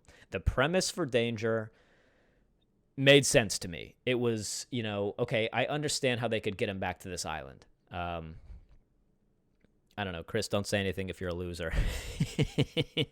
But I don't know. I liked 3. God damn it. I thought that, Yeah, I know exactly. You're just like way up in front of the camera. And I'm interested to hear what people have to say too. Like I'm interested to know what you guys think were your favorite movies, because 3 got torn apart in the ratings. Like the audience score and stuff too was not good. So clearly I'm the only one apparently that liked 3. I will admit that the Spinosaurus was the wrong move. He's too like kind of weird of a dinosaur, and he's scary, but I wouldn't say he's scarier than T-Rex. He's just kind of different. He's got the big fin on him. He's not as cool, I guess. But what did you think of 3? I mean, did you like it to the third best apparently, so you didn't hate it? No, what I did didn't. you think of it in relation to the other ones? I thought that it was trying to revitalize the franchise, and it didn't do it. It didn't do the movies justice, which is why there was 15, 20 years between the movies. I did enjoy aspects of it. I liked the idea of having Dr. Grant come back. I liked that they touched on that these characters had all moved on with their lives. Where you see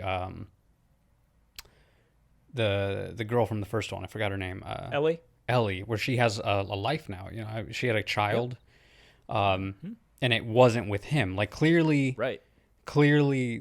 the characters had their own way of dealing with the events that happened. I'm sure they had PTSD.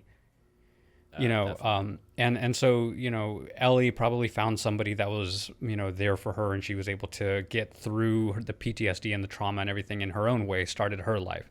He clearly hasn't, because he refuses to go back, won't stop talking about the island. And then even remember when he's in the plane and he's like dreaming. Exactly. And the Yeah. Velociraptors, Exactly. Like, in his dream. Yeah, that's and then PTSD. In the second one, you have Jeff Goldblum, who is basically the same. He has PTSD and that he doesn't want to go back, but more for like principle than it is of a trauma. It's at least that's how it felt to me. And so in the third one, I like that they were touching on that. They were kind of trying to tie back the original film, but they should have gone deeper. I feel like we should have seen more of Grant having PTSD or having dreams and stuff like that. To touch on it once really didn't do it justice to his character. I liked the kid. I liked that Eric was okay. I liked the idea that these people were just trying to get their son back. Right. Now, how the hell he decided to go without being paid first, I don't. Far-fetched. Yeah. Sure. But it's whatever. Like that's my least of the issues that I had with the movie. There were just things here and there that just felt a little too forced. Like the kid he's been surviving for 8 weeks on this island. Oh, I know, dude. And they finally find him, and I'm on my last can of beans. Good thing you guys showed up today. Otherwise, I'd be starving to death. Like, real convenient. Also, good thing I got that T-Rex pee. Don't ask me how I got it. Yeah, don't ask how I did it. I'm just this little, I know nothing about dinosaurs coming into this trip, and now I'm a little expert. Like, Yeah. okay. The movie gets 0 points for creativity. I mean, it is not, the story rather, like it's basically the same thing. You're just kind of learning a little bit more about what went on at the islands, and you're kind of seeing the island in ruins. That was supposed to be the gimmick with this one. And that's the thing is I guess that's why I like the second one and I like the third one, and I'll continue to watch, number 11 and number 12. It's because ultimately you're watching a movie about an island with dinosaurs on it. That's what you're watching. Yeah. If you're trying to get some deep meaning out of these, you're at the wrong movie. Go watch something else. Like these movies are action movies about dinosaurs that have been cloned and brought back to life. Like you can't expect to find a deep meaning. They're bless them for trying. And really what we're looking for is good characters and action that doesn't feel like it's done over and over. That's ultimately all we want from a good Jurassic Park movie, and I think that the third one almost had that. I liked the raptors. I liked that they were a little more intelligent. I mean, I guess just ultimately it was a bit of a swing and a miss with the Spinosaurus, but the Spinosaurus, and I don't even know if I would say it's the Spinosaurus. It had its moments. It did, like when they were taking off with ringing. the airplane. Yeah, the when they're taking phone off the thing was airplane, when the great. Whoever I came know, up with that's like, that, yeah, that's like one of the best scenes in any of those movies. But Yeah. it could have been any dude. It would have imagine if that would have been way better if it was a T-Rex standing there when they turn around. You know what I mean? Like, but yeah, they hear the phone ringing. Oh yeah, that stupid jingle. I'd heard it from anywhere. He's like, I don't, you know, I didn't Wait a have second, that I phone. don't have So-and-so my had phone. It. Yeah, and you turn around and the Spinosaurus is just there. and I love just that it's like slightly turned sideways with his arms just like, and it's just staring at them, and he's just like, Just you guys waiting. have no idea Yeah. what. Yeah. Yeah, and it was cool to see the park kind of in shambles, kind of in ruins. But they started. It was just an overdone kind of movie. But I liked the first one so much that I think I was just okay with that. I was okay to kind of see a continuation of that story, you know, because I enjoyed the first one. It's my favorite movie ever. So I was okay to kind of see something that brought the realism back to it. Like 2 felt like such a theatrical, over-the-top thing. And then 3 comes back in, and it's much more toned down. There's much fewer characters you're following. Now It's a I'm lot curious, darker. which one did better? What do you mean, like ratings-wise? Yeah, You mean like 2 or 3 or Yeah. 1 or 3? 2 or 3. Oh, well, let me see. I have them right here. They both tanked. Okay. I don't think there's much difference between them. Number 2 got a 51% critic and a 51% audience. Number 3 got a 49 and a 36. Okay, So number so- 2 did better. I mean, not by a great margin. They both marginally. failed. Yeah, they both flunked big time, but 2 did do a little bit better. And I think that's really what it is ultimately, is people were like, this isn't as good as the first one. Dude, you see, and I blame 2. I think 2 set 3 up for failure. Man, fuck Jurassic Park 2, man. I think it set 3 up for failure, dude. I think that people saw 2 and they're like, this is shit. And then the third one was gonna come out and people kind of like, Well, just this better sorta not had that- fucking suck. Yeah. Dude, they had the same expectation for 2. So then they go see 3 and they're like, eh. But I tell you, man, I like 3. I don't mind watching. I like them all, 3. man. Again, No, I'm watching dude, him for I the don't like 2. dinosaurs. I don't want to watch 2 ever again. I don't like that one. you're like, listen here, But- Chris. and I don't know how many like- times I can don't tell like- you. Yeah, I fucking hate number 2. I don't like Fallen Kingdom, the latest Jurassic World. Yeah, that I one don't was like pretty that shitty. one either. I mean, dude, it just I don't know. They may as well have not even been dinosaurs in that one. They may as well have just been like aliens or something. It's just you know, it could have been done with anything. Here's a Anything, creature that's yeah. dangerous. What I don't know, man. But 1 and 3, I liked. Jurassic World, I liked. The rest of them, I got high hopes for Dominion just because I want it to be good. I don't expect it. I don't know. I have high hopes but low expectations. Is that even? Can I even say that? I like that. That just you know, that's kind of it. So what about Jurassic World? Because this was very interesting. And Jurassic Park 3, mind you, came out in 2001. Jurassic World didn't come out till 15. So this is 14 years in between these. So That they came out. Let me also, before we get into this, let me just say to anybody listening, if you didn't know, the Jurassic Park franchise, what director when you hear Jurassic Park, what director do you think of?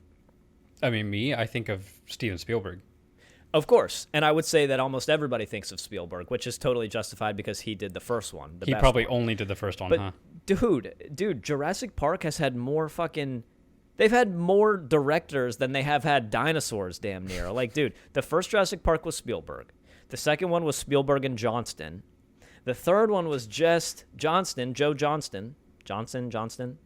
And then Jurassic World 1 was Colin Trevorrow. Colin Farrell? And then Jurassic World 2 was J.A. Bayona. So literally every one of these movies has had a different director like combination in them. That could be just like fucking Star Wars. It could be the reason. Just like Star yeah. Wars, dude. These things have had so many fucking directors, man, that they're just, it's brutal. But, sorry, I interrupted you. What did you think of Jurassic World? And again, it kind of just to say there's a big gap here, different director, kind of the revitalization of the movies. Well, just to touch on that really quick, I guarantee you if Spielberg were to step in again, the movie would fucking be amazing. You think you think Spielberg could right this ship at this point, man? You think he could come into Dominion and save this franchise? I really do. And I'm not saying that he's my favorite director because he's absolutely not. And there's a lot of issues I have with him. He is one of those directors that is like very firmly planted in the ground. Like he straight up said that Amazon and Netflix and all those like and YouTube and he was like, those shouldn't be considered for Academy Awards. Like, fuck you. Like, Damn. you're old as hell. Like, make way for the new generation. Shit. That's right, buddy. Yeah, it's just he's one of those directors that I guarantee you is just like very high on his like on his golden throne, and just watching everybody down like little peons below him.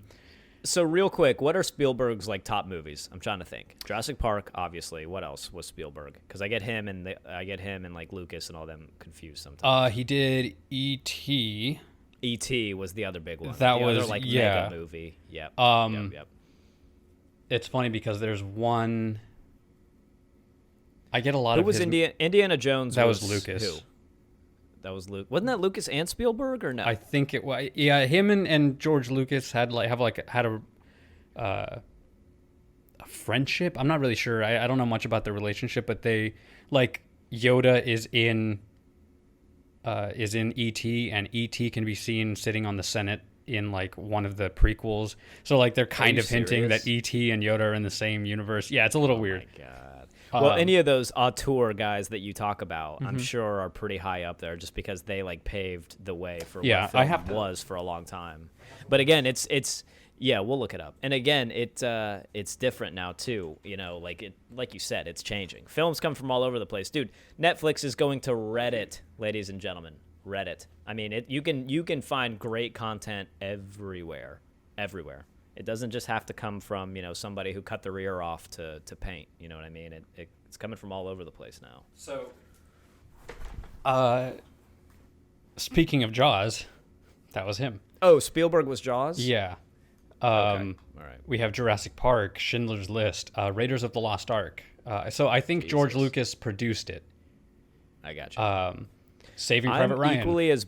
I'm equally as bad with directors as I am with authors. Oh, me too. Like, dude, Absolutely. I'll read a book and immediately forget who the author was, and I'll watch a movie and immediately forget who the director was. I can quote the movie left and right after watching it one time, but I would not be able to tell you who the directors are unless I am like fascinated with the director. Like Ridley Scott is one of my favorite directors. I think him and J.J. Abrams or something like that. Yeah, J.J. Abrams, Ridley Scott, and Tarantino I think are the best directors that have ever graced the world. Edward Scissorhands, War of the Worlds, Ready Player One. High marks for sure. This is neither here nor there, and I don't want to digress too far, but dude, I remember The War of the Worlds was the first like scary movie I saw in theaters, and I remember being terrified. Dude, seeing fucking Tom Cruise and what's her name running around from that scared the shit out of me. I had nightmares about that forever. So but two neither things. here. All right, go ahead quickly. More importantly, Steven Spielberg did Big Friendly Giant. Oh yeah, I just like hands down his greatest achievement was Big Friendly Giant. It's funny, I always see BFG and I'm always like Big Fucking Giant. Yep. Like Big Fucking Giant. But yeah, I think War of the Worlds I remember being fucking loud. I think it was like one of the first movies to use the new like type of audio that they had in movie theaters. Oh my God, it was so loud. Jesus. Dude, it scared the shit out of me. Yeah. I was just a little kid. And I was like 14, 15. I think I might have been man. older than that. Yeah. But anyways. So the problem was Independence Day was one of my other favorite movies. So my dad's like, oh, you love Independence Day. War of the Worlds would be cool too. Dude, we were both scared shit. It was it was so such scary. a dark movie too. Yeah, it is. Thank God for germs. So This podcast is brought to you by Germs. A word from our sponsor. Do you have E. coli? Is that even a germ? Jurassic World. What are we talking about? Jurassic World. Go. All right. Somebody is listening. Like somebody went to the bathroom, came back, and we're talking about germs now. We lost. If anybody was with us, they're gone. It's literally just me and you talking to an empty screen at this point. Okay, so besides number 3, I saw number 3 in theaters, but I was too young. And so I ended up leaving early. I remember asking my parents to leave early because it scared the shit out of me. Pussy. And we were also sitting like front row. Dude, I'm just kidding. I'm kidding. I mean, like I am not ashamed. I am who I am. I'm a big boy now. Yeah. But yeah, I mean, I think we got there late probably because of me. And then we ended up having to take like the front row center, like seat. And so I'm staring up like, and I'm tiny, man. I've always been a short kid. Yeah. And so like I was staring up at this massive fucking screen. It was like the biggest theater I'd ever seen in my life. And, like they have like the mini theaters. Well, they'll have like older Right. movies. This movie had just come out, so we were in the big theater that held like You were in 100 the people. full size. Yeah, and then we're in the front, and there's dinosaurs and shit. And I was like, yeah, I want to go. So we ended up leaving. So this is the first Jurassic Park movie, this newest one that came out in 2015. That was the first one that I saw in theaters. And so I went in with low expectations but high hopes. And yeah, I mean, I didn't think it was bad. I didn't think it was the greatest movie I'd ever seen. I thought Chris Pratt delivered a believable performance. I liked the chemistry he had with all the leads and stuff. I had issues with some of the plot points, like like wanting to militarize a dinosaur that's been around for 15 years, whatever. Yeah, I mean, it was just nice to see the T-Rex brought back into a light, like that, and they're basically just paving the way for a new set of movies, and unfortunately, Fallen Kingdom was just bad. Yeah, the plot just wasn't there. It wasn't as grandeur. It didn't have the grand aspects that all these other ones It have. could have very easily been a good movie and paved the way for Dominion to be a movie where people were like, dude, like this, the franchise is reborn. Right, No, back. it's not. Yeah.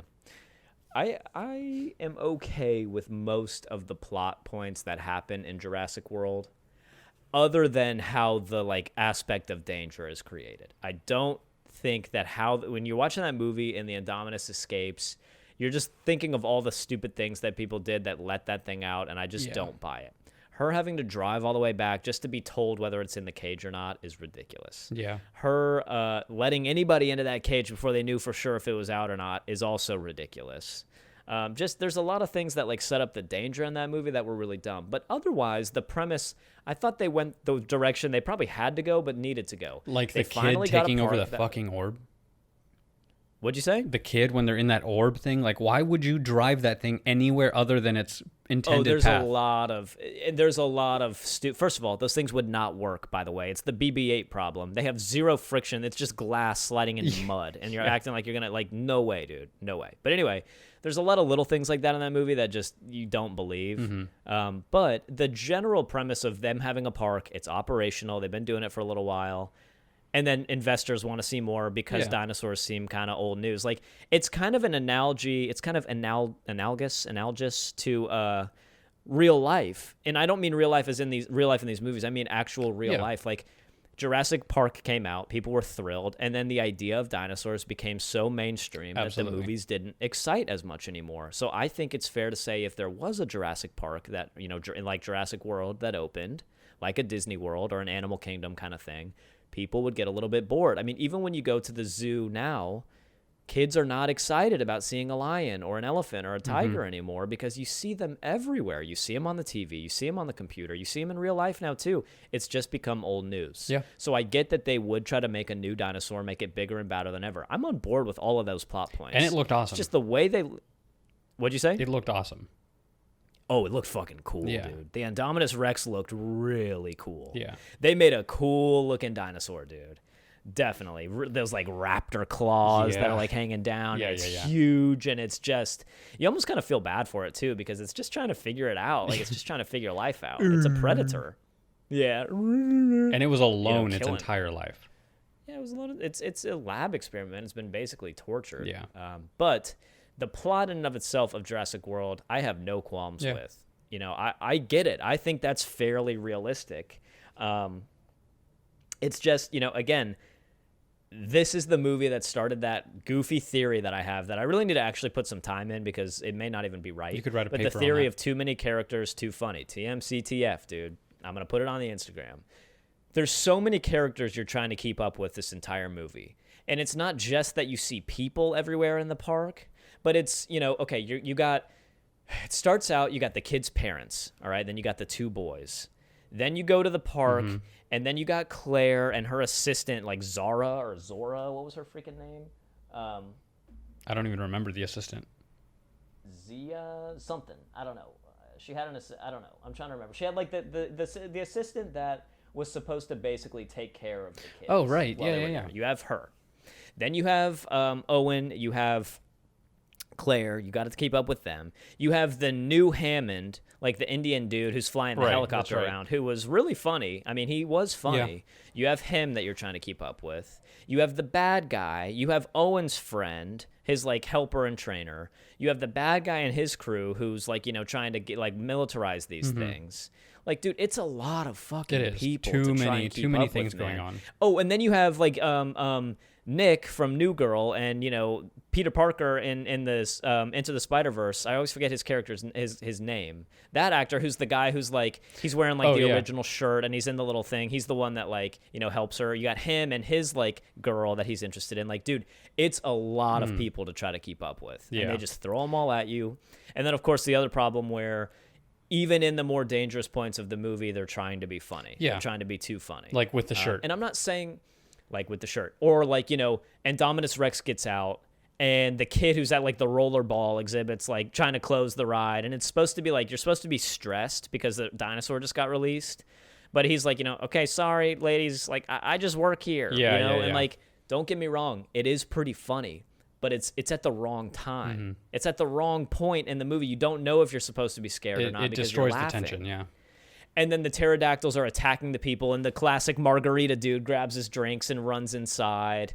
And just stuff like that, like they're trying to put humor into a point in a movie that I don't think should be humorous. Yeah, I don't think it should pulls be us out funny. of it. It totally does. It totally does. Also, the thing about Jurassic World is that, dude, this is like CGI overload. Oh, hell man. yeah. Like, there's very few scenes where I think the dinosaurs were animatronic. I think there was a couple where, like, you see the raptor heads when he's, like, petting them and, like, the assistant and the evil guy are talking. And, like, I think that was kind of a mix. Like, I think there was, like, an animatronic model and then some CGI, like, on the eyes and the blows my nostrils and mind stuff. because you think it would be easier and less time consuming to just create the damn animatronic that you create it once and then you use it. Instead of having Dude, to pay apparently the not. same person to animate Yeah, this thing and you know, like, apparently not. I don't know.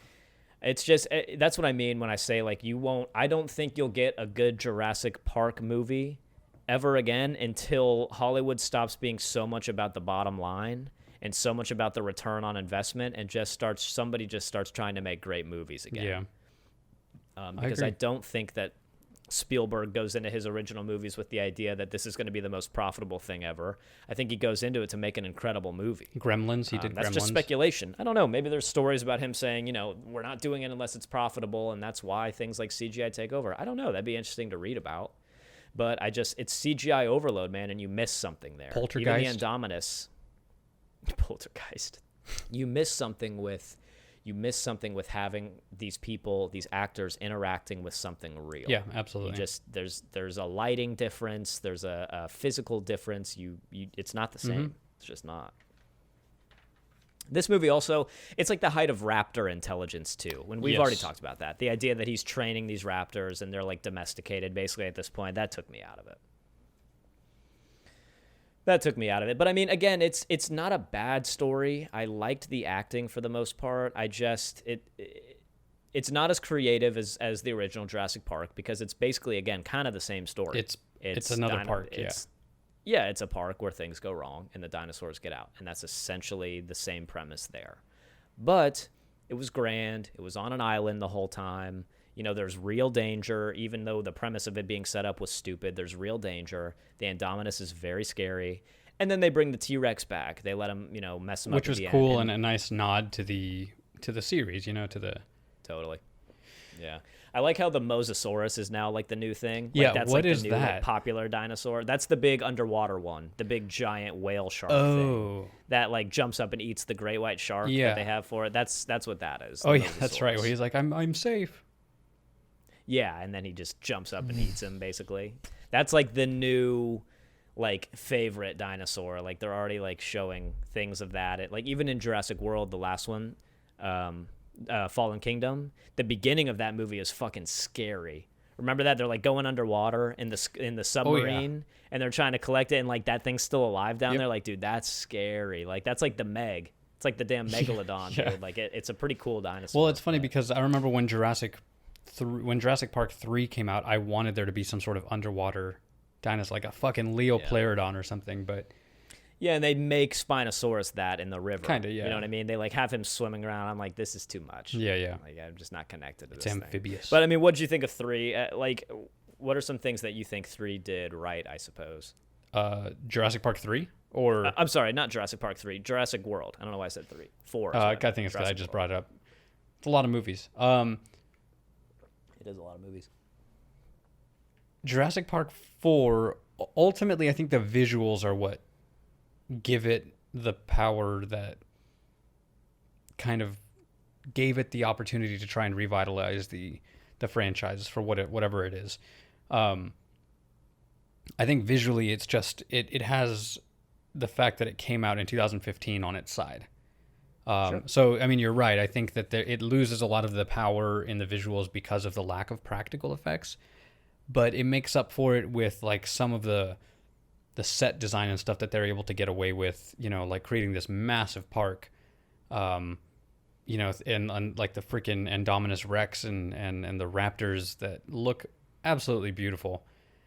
And on top of that, you have A-list actors, with a plot that, of course, you're not going to fail. I'm sure the movie didn't do as terrible as the other two, because it's the same plot as the first one.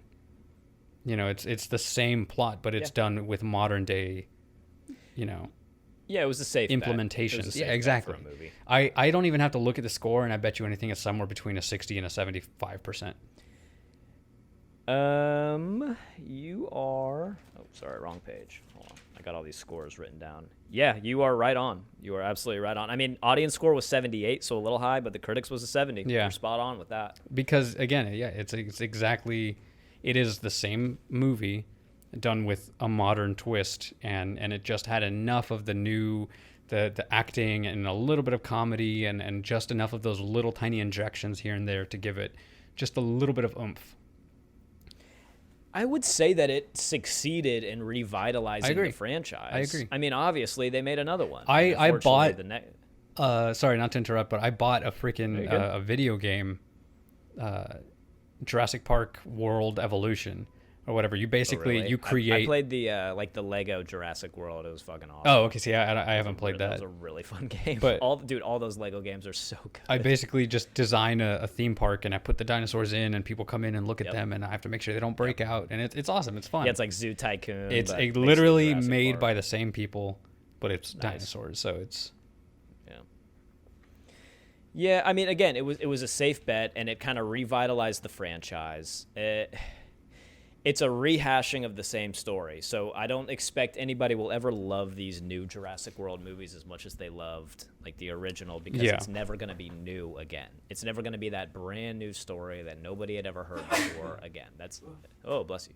That's already been done. But Jurassic Park is back. They picked great actors and actresses in this for Chris Pratt and Bryce Dallas Howard. I'm like the hardest time remembering her name. Yeah, I think you said her name right. Dallas Howard. The like 3-word name is throwing me off. I'm limited to 2 words, people. 2-word names. But yeah, they brought it back. They revitalized it, and then they gave us Jurassic World: Fallen Kingdom, which was just. It just felt Jurassic World: Fallen Kingdom to me felt so cheap. Yeah. It felt like the whole thing was so cheap. So- it's like go ahead. Well, I was just gonna say, just to basically sum up the entire movie. You know that, of course, you know this part of the movie where the volcano is exploding and the brachiosaur, the brontosaurus, is being engulfed by the lava. The smoke. Yeah. Yeah. That, if I just put the Jurassic Park logo on top of its face, that is basically the movie being swallowed up there. Yeah, It's that's just a basically good it. metaphor for the entire film. But yeah, you're right. It felt cheap.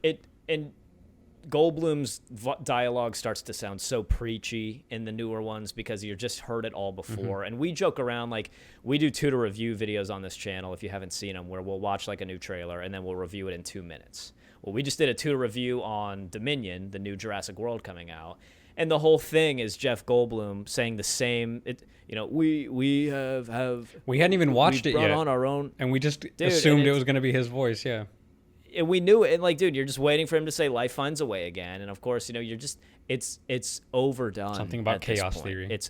Yeah, exactly. It's chaos, and it's overdone. And of course, I remember seeing the trailer even for Jurassic World, and it was the original theme song, da-na-na-na, but it was kind of like slowed down and made really eerie. Yep. And it was, they're still playing on that original love people have for the first movie. It's a nostalgia. Forever, it's a nostalgia. Keep doing this. Yeah. That's the only reason that people continue to go back to those movies is because of nostalgia. That's right. And then Fallen Kingdom, look, I don't have a whole lot of good things to say about this one. I still think Chris Pratt and Bryce Dallas Howard were great actors and actresses. I don't have problems with their acting. I just have problems with the premise of this movie. I think when you make a Jurassic Park movie and put the whole thing in somebody's house, you're really missing it's an auction. What those movies are supposed to be. The movie is about an auction. Are you fucking kidding me? Dude, the first 45 minutes of this movie are pure chaos. Yeah. Them going to the island and trying to get the dinosaurs off is just pure fucking chaos. Yeah, they basically failed. Did that? They got blue. I don't remember because did that push the story forward at all? They could have just as easily had said yeah, well no, because they went back to get blue. Remember, they went back to get the raptor. That was but they could have just as easily had said remember 1 month ago. Before the movie starts, remember 1 month ago when we saved Blue? Well, and then you just okay, you just connect the dots, and you don't have any of that in the story. But it's not as exciting. It's not as there's no volcano erupting, man, and they don't get to do the whole thing where they're how many times in these movies is somebody gonna be getting chased by a carnivore and basically be they're on the other side of an item and they're just slowly rotating around like a Jeep or something and trying to get to the other side of it. Or the rear view mirror. Right, with the rear view mirror, exactly. But I don't know. I mean, Fallen Kingdom, to me, the plot wasn't there. No, not at all. The plot was not there. It was two different movies. It was two different movies. The plot was just so freaking convoluted, and it just didn't make sense. The first half of the movie shouldn't have led to the second half of the movie, but somehow it did. It just doesn't connect. Yeah, agreed. And they're trying to bring in the nostalgia with Hammond, with this Lockwood guy, and it just I don't know. It didn't work for me. But I'd like to know kind of where you're at with these movies, not just how you rank them compared to each other, but just how you rank them in general, compared to the scores that they kind of receive worldwide. So obviously, if you watch this channel, we always kind of rank things on here. But starting with the first Jurassic Park got both a 91 audience and critic score. I think so. We have to look at them historically, and I think that looking at the first one being the first one to do what it did, the technological achievement that it created, the action blockbuster franchise that it started, that movie, I think, in my opinion, gets a 9 out of 10. Okay, fair enough. Yeah. And that one, of course, to me, no surprise. To me, that's what filmmaking or film is all about. Mm-hmm. To me, that's what movies pushing are all about the to limits. me. The way I feel when I watch that movie, I'm excited, I'm scared, I'm sad, I'm happy, all of it. It's it runs the gambit of emotions with me. It's the perfect movie. To me, that's the most entertaining movie that I've ever seen. That's a movie that I could sit down and watch over and over again and basically be entertained every time. So to me, it gets a 10 out of 10. That's a 10 out of 10 movie to me where I honestly feel and there's not a lot of them. That may be the only one. But to me, that movie is you will finally hear me say it, I think, the perfect movie. And again, I'm not a film critic. I'm not a director. I'm not and you're saying that it's the perfect microscope. Movie for the genre that it's a part of and... For the genre that it's a part of, for what they were able to do, for all of the aspects of it that come together to make it so great. To me, that is the perfect movie. See, and I'm pretty much agree with you. I just, in my mind, there's always room for improvement. So, a 9 out of 10, and I like coming that. from me is a big thing. Yeah, absolutely agreed. To me, it's a 10 out of 10. I have to pee so bad. Oh yeah. Let's go cut for 1 second. We will be right back. Yeah. Or you can keep talking. I'm gonna to totally people, talk to them. know, but otherwise, we can take a break and we'll be right back. So now that he's gone, I fucking hate this guy. I can't stand him. I don't even know why he's threatening me. I'm just putting that out there. I'm hoping he can't hear this, but he's got my family. And whoever's watching this, if you could just help. Because I really need you. What do I do now? This is, I know.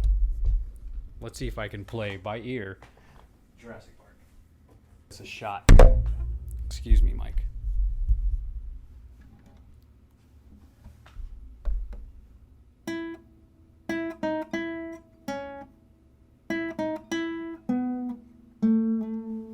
Huh?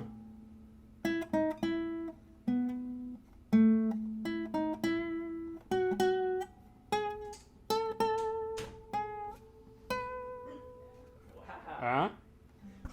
I'm just over here entertaining our audience. I can't wait for you to watch that back. So I call that a. I'm going to call that a 100% success, and I'm pretty much a guitar master.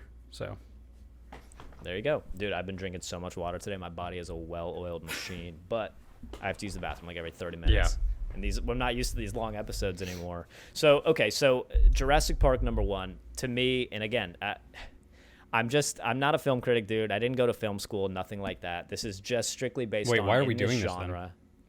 Right, yeah. Wait, who are you? It's to me the most entertaining movie ever made. And of course, there's everything goes into that. There's personal preferences where I just like dinosaurs. It checks all the boxes. It's both objectively and subjectively my favorite movie ever. I think it was I can't think of anything in that movie that they could have done that would have made me like it more. I really can't. And so to me, for that film being what it was, it's a 10 out of 10 movie for me. And it'll probably be damn near the only 10 I mean, it that had I everything. ever give Yeah, on this. it had T-Rex, it had raptors, it had.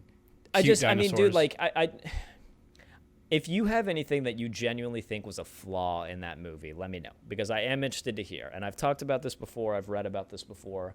It is hard to find things about that movie that are like negatives that detract from that movie. I mean, there's a couple little goofy things like, hey, did you know? Let me throw this in there. A lot of people know this by now. Did you know that like there's a point in that movie where one of the raptors is coming into the kitchen where Lex and Tim are hiding, and you can see somebody's hand like, holding it up? So try to edit that in if you can. There's a clip, and a lot of people know this, but there's a clip when the raptor is walking into the kitchen where Lex and Tim are kind of hiding. When one of the raptors is coming through the door, you can see somebody's hand like supporting it as it goes in. It's like a little error that they left in the film. Yep. See if you can find it and edit it in right here, because I'm telling you, it's funny, man. A lot of people have talked about that, but I don't even consider like, dude, even that you don't notice it unless you know you've what? been told. I don't believe you. I'm gonna take a look right now. Yeah, there you go.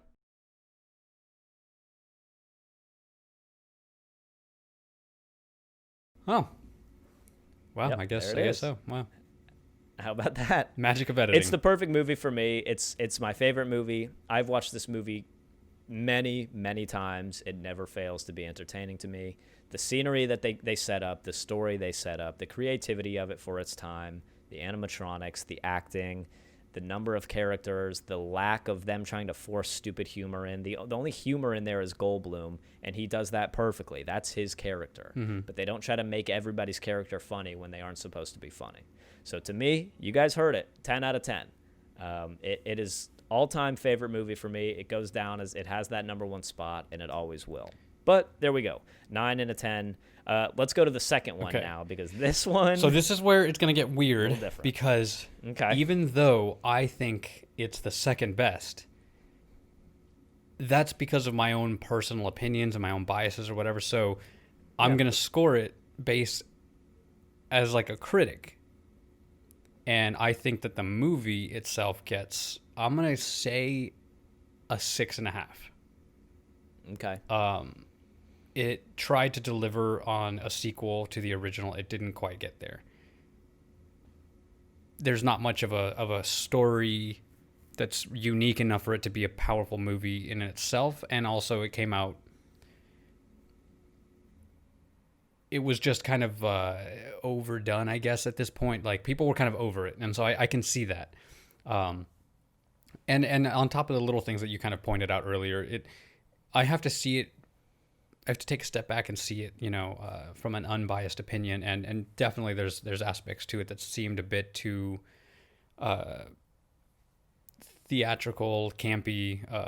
Over the top. Yeah, agreed. So I give that a 6.5. Yeah. Okay.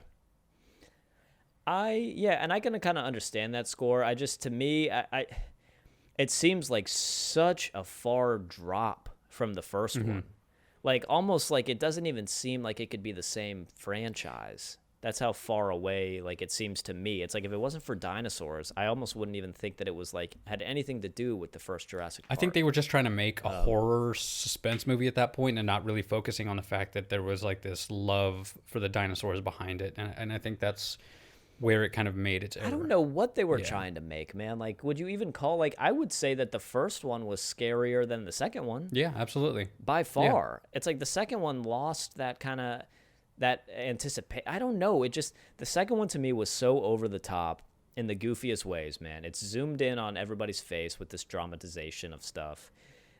All the weapons and the vehicles and the cages and contraptions in this were ridiculous. The acting was bad.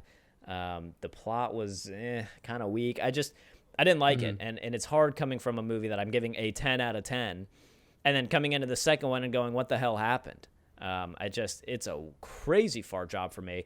I actually give Jurassic Park 2 a 4.5 out of 10. Okay. I just really better didn't than I thought you enjoy would give it, man. Yeah, I mean, don't get me wrong. It's still, I still like Goldblum and I still like dinosaurs and they're, wasn't the worst movie ever. I'd rather watch Jurassic Park 2 than Artemis Fowl. It's just that I didn't, going from what is my favorite movie of all time and then watching this, there's just no comparison. Yeah. I mean, it's not even in the same ballpark to me. So yeah, so you gave that one a 6.5. I gave it a 4.5. Now number 3, I'm pretty much in the same ballpark. I'm going to give it somewhere between a 6.5 and a 7. I feel like 7's a little too strong. 6.5 is a little too weak. Okay. I think that there was more of a story there. It felt a little too much like the same plot, whereas number 2 was trying to go a different direction. I think number 3, they tried to reel it back in and said, okay, let's try to focus on the island and the dinosaurs. But again, with the Spinosaurus, they were just trying, they overreached. And I think ultimately what saved the movie was having Dr. Grant. And he was kind of the saving grace, and I actually really liked Billy's character too. They made some mistakes, and I think they learned from that in the next one. And they waited and they bided their time, and they waited until they were ready for the next one. So for this one, I'll say a 6.5 as well. Fair enough. I actually really like 3. I mean, we've already talked about this. You guys have already heard me go on my rant about 3. I liked 3. I actually give 3 an 8 out of 10, which is not a bad score at all. I enjoy 3 a lot. But I completely understand that it gets 0 points for creativity. It is very much a rehash of the first story. First Story is my favorite movie of all time. So I didn't think they did a bad job on this. I enjoyed watching it. I actually enjoy watching 3 whatever chance I get. A lot of people just seem to hate it for some reason. It had its moments, man. It has its good moments, and it's kind of right in that golden age in the early 2000s of film where, like, I think a lot of good movies were coming out. I like that one. 8 out of 10 for me. So there you go. And then we take the jump now to Jurassic World. What'd you think of the first Jurassic World? So Jurassic World is interesting because obviously it came out way ahead of the other ones. It's basically a new franchise at this point. They don't even have the same name. It's Jurassic World. Right. Same plot, new story, different actors, new technologies, new graphics, new dinosaurs. They kind of basically pumped a little life into the franchise, and for what it's worth, I think they did an okay job, and I give it a 7 out of 10. All right. Yeah, and I think that's pretty fair. I mean, listen, Universal is not going to stop putting out Jurassic Park movies until somebody rips that franchise out of their hands, dude. They just built I think they're just building a brand new roller coaster, a brand new Jurassic World roller coaster. I mean, they're not looking to let this franchise die anytime soon. You're going to have to pry it out of their hands to get them to stop making these movies. I don't see it happening. I think Dominion, even if they do a new spin-off kind of thing, these Jurassic movies aren't going anywhere. They're going to keep making them, I'm pretty sure. This one was good, though. I mean, it revitalized the franchise. It gave us new Jurassic content. Chris Pratt, Bryce Dallas Howard were really good in this. The story was okay. Again, I am okay with the premise they set up because it's basically been done before. We're just kind of seeing it working. I thought like some of the things, like how they set up the danger and whatnot, were bad. But I don't dislike watching this movie at all. I would say I like it just less than 3, so I would probably give this one a 7.5. But it's right up there with 3. Like, I almost give this one the same score. I really don't dislike this movie at all. Like, it's funny. It's like somewhere right up there. In fact, I may actually say 8. I may say 8 out of 10. I really don't dislike this movie. It's kind of weird. I'm like having a hard time figuring out what I would rate it. But I would say it's probably right up there with Jurassic Park 3 in enjoyment. Maybe a little bit less. So I'll go with my gut, and let's say 7.5. But just know that, like, it's not a bad movie to me at all. And then, of course, we jump to Fallen Kingdom. What do you think of that one?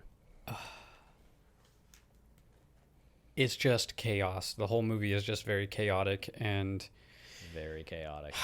I don't know. It just felt like an amateur wrote it. Like somebody who had no idea what they were doing wrote a script and then was given a shit ton of money.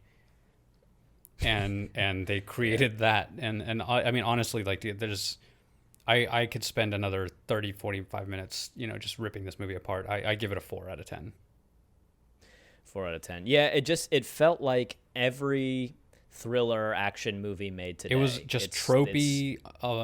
The best part of that whole movie, there was one emotional part, and that was when that dinosaur got swallowed by the smoke. That was the saddest thing I've ever seen. That was very sad. Like, what the hell? The movie pulls at your heart. But that's it. That's all they gave us. Like, that's the most emotional impact they left with us. And the best part of the movie, the most, I guess, not the best part, but the most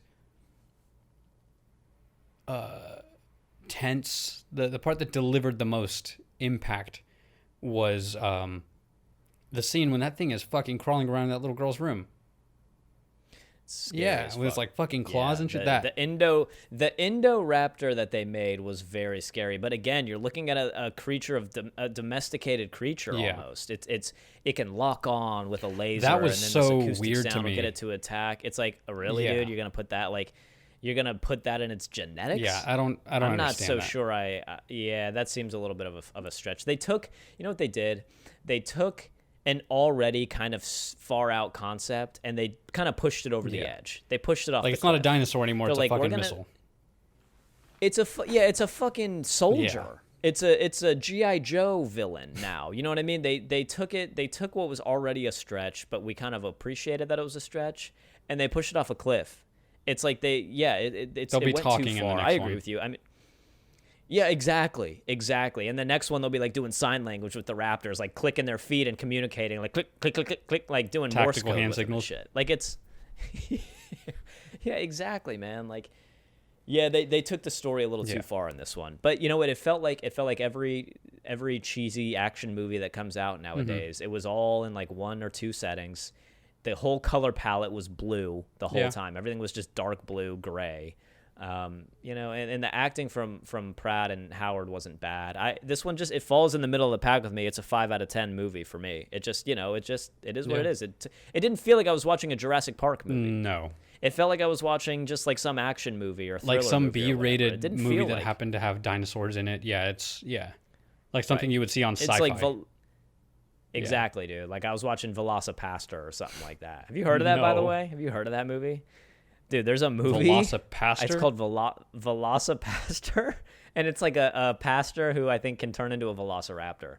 I never saw it. It looked horrible. Bless you, my but, child. I mean, that's it. And you know what, dude? Our scores pretty much line up with where the great people, the people, rate these movies too. I mean, Fallen Kingdom got a 47 and a 48%. That being critic and audience. Jurassic World 1 got a 70 and a 78, so really not bad. Jurassic Park 3 is the only one that I really disagree with. It got a 49% critic and a 36% audience score. I'm surprised that many people disliked it that much. I mean, you seem to not love it either, which is fine. I'm okay with that. Don't get me wrong. 30. Yeah. I will watch every single one of these, even the last one. I will watch them. Right. If it's on TV, I'm not going to change it. I like the idea of a dinosaur movie. But when you compare it to the other ones, some of them are better than others. Some of the plots are better than others. It's, you can't beat the original as much as they try. No, and they never, that's the thing, they never will. It's like, why continue to make these franchises where the best of the franchise is behind you? Do you think they'd keep making Avengers movies if they never thought they could make a movie better than Endgame? I hope not. as a viewer, I really hope not, man. Like, you have to know as Universal, and I'm sure they do. They just have no choice. It's just here because Universal's content. To me, it's just you have to know the best one is the first Yeah. one. It's always gonna be. We're never gonna beat that. But then you have movies like Aliens, where they just got better and better and better. Right, or Harry Potter. Yeah. The Harry Potter movies continue. I think to improve. it depends on the director, and like you just have to understand the characters. And every time you switch directors, you're doing a disservice to the film by having somebody else try and understand the characters that you were given, and try and create another connection, another bridge to another movie with a different person's mindset now. And you're just gonna inevitably end up pushing the characters in a direction that wasn't intended, or in a direction that doesn't feel right because it's a different person's. You're basically giving when you write a movie and you direct or whatever, you have these children that you're putting into your story. These are your babies, and when a new director comes in, you're basically replacing the babies with copies of this other. It doesn't make sense to me to have so many different hands in a franchise like that. Yeah. Well, and it's a problem with the content. If there was an endless availability of good content, we probably never would have seen Jurassic movies past one, but definitely not past 3. But it's just, look at what Universal's coming out with lately. What is their original content now? It's not great stuff, man. Harry Potter's behind them. Jurassic Park is behind them. A lot of these franchises, even the Fantastic Beasts and stuff, they're just not that great. Is that even Universal? I think that's Warner Brothers. Probably. They might be owned by the same company. I have no idea. I just say Universal because it's at like all the theme yeah. parks and stuff. I don't know like what the like deal and like the rights are. I'm not sure. But it's like the best of this franchise to me is behind it. I have high hopes for Dominion. I would love nothing more than to go into that theater and be blown away by a good Jurassic Park movie. Too. Am I like mentally available, like emotionally available enough to even like it, even if it is good? Probably not. I'm probably too biased at this point. I don't know, but I hope we're wrong. I think I hope we're wrong. And then of course, Jurassic Park 2: The Lost World, it got a 51% critic and 51% audience. So middle of the pack. Oh my god, dude, that makes me so angry. That makes me so angry. Oh my god. That's it, man. I mean, it's an awesome franchise to talk about because the story is so entertaining. The story of people's interaction with dinosaurs, there's something kind of almost mythical about Absolutely. them. Dinosaurs existed. We're surrounded by fossils, and yet through Hollywood and the media, they've been brought to life in so many ways that we almost feel like something like Jurassic Park is happening right now. Like you almost feel like you could go to a park and see dinosaurs today because they make it so believable. It's such a fun franchise, man, and they've had some ups and their downs for sure. There's good moments and bad moments in all of these movies, of course. Every single one. Even Fallen Kingdom, there's good moments in that one. There is. They're increasingly few and far between, but there are good moments. It's hard to when part of a franchise is your absolute favorite movie, you feel like you have to like all the other ones just because you liked the first one. Yeah.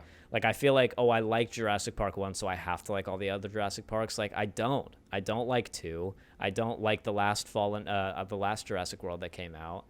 And I'm okay with the other ones, but it's hard when you're talking about your favorite movie of all time and they're just rehashing it. And I'm sure that's probably how a lot of older people feel about Star Wars. That's probably how I feel about it. A lot of people. Yeah, fair enough. I'm young enough to where I kind of grew up on the newer Star Wars, but I'm sure that's how a lot of people feel about a lot of these. I remember when I was 12 years old and I saw the originals. 12 years old, dude. You were like 45 when that thing came out. I just get older and older. That's it, man. I mean, listen, we really appreciate you guys. If you're still watching, or if you're still listening, just know we got some fun stuff in the works, some giveaways and everything. Oh yeah. We're still doing the shorter episodes. We just wanted to do something fun. This is a franchise episode. We'll do more of these. There's a lot of big franchises out there. Expect, a Harry Potter, a Star Wars, Marvel, The Matrix. Lord of the Rings. Absolutely. There's Aliens. The Matrix. There's a lot of big. Oh man, dude, the list actually goes on and on. There's a ton of them. Indy. But it's fun to talk about these franchises as a whole and not try to sit here and give you 5 or 6 movies on individual Jurassic Park movies where we're just going to end up talking about the other ones anyway.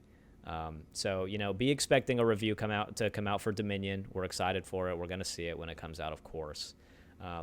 But that's it. We really appreciate you guys watching this one. We're going to go back to the individual film reviews, so the shorter podcast format will be back. You're not all going to be these long videos. But if you like these, let us know in the comments. We really appreciate it. If you hated this and this was nails on a chalkboard, sorry. We appreciate you sticking with us for a little while.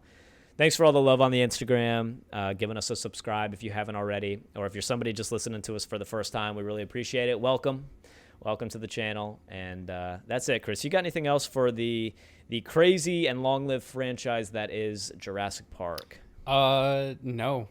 It's dinosaurs, man. I'm gonna love that forever and ever. So, Yep.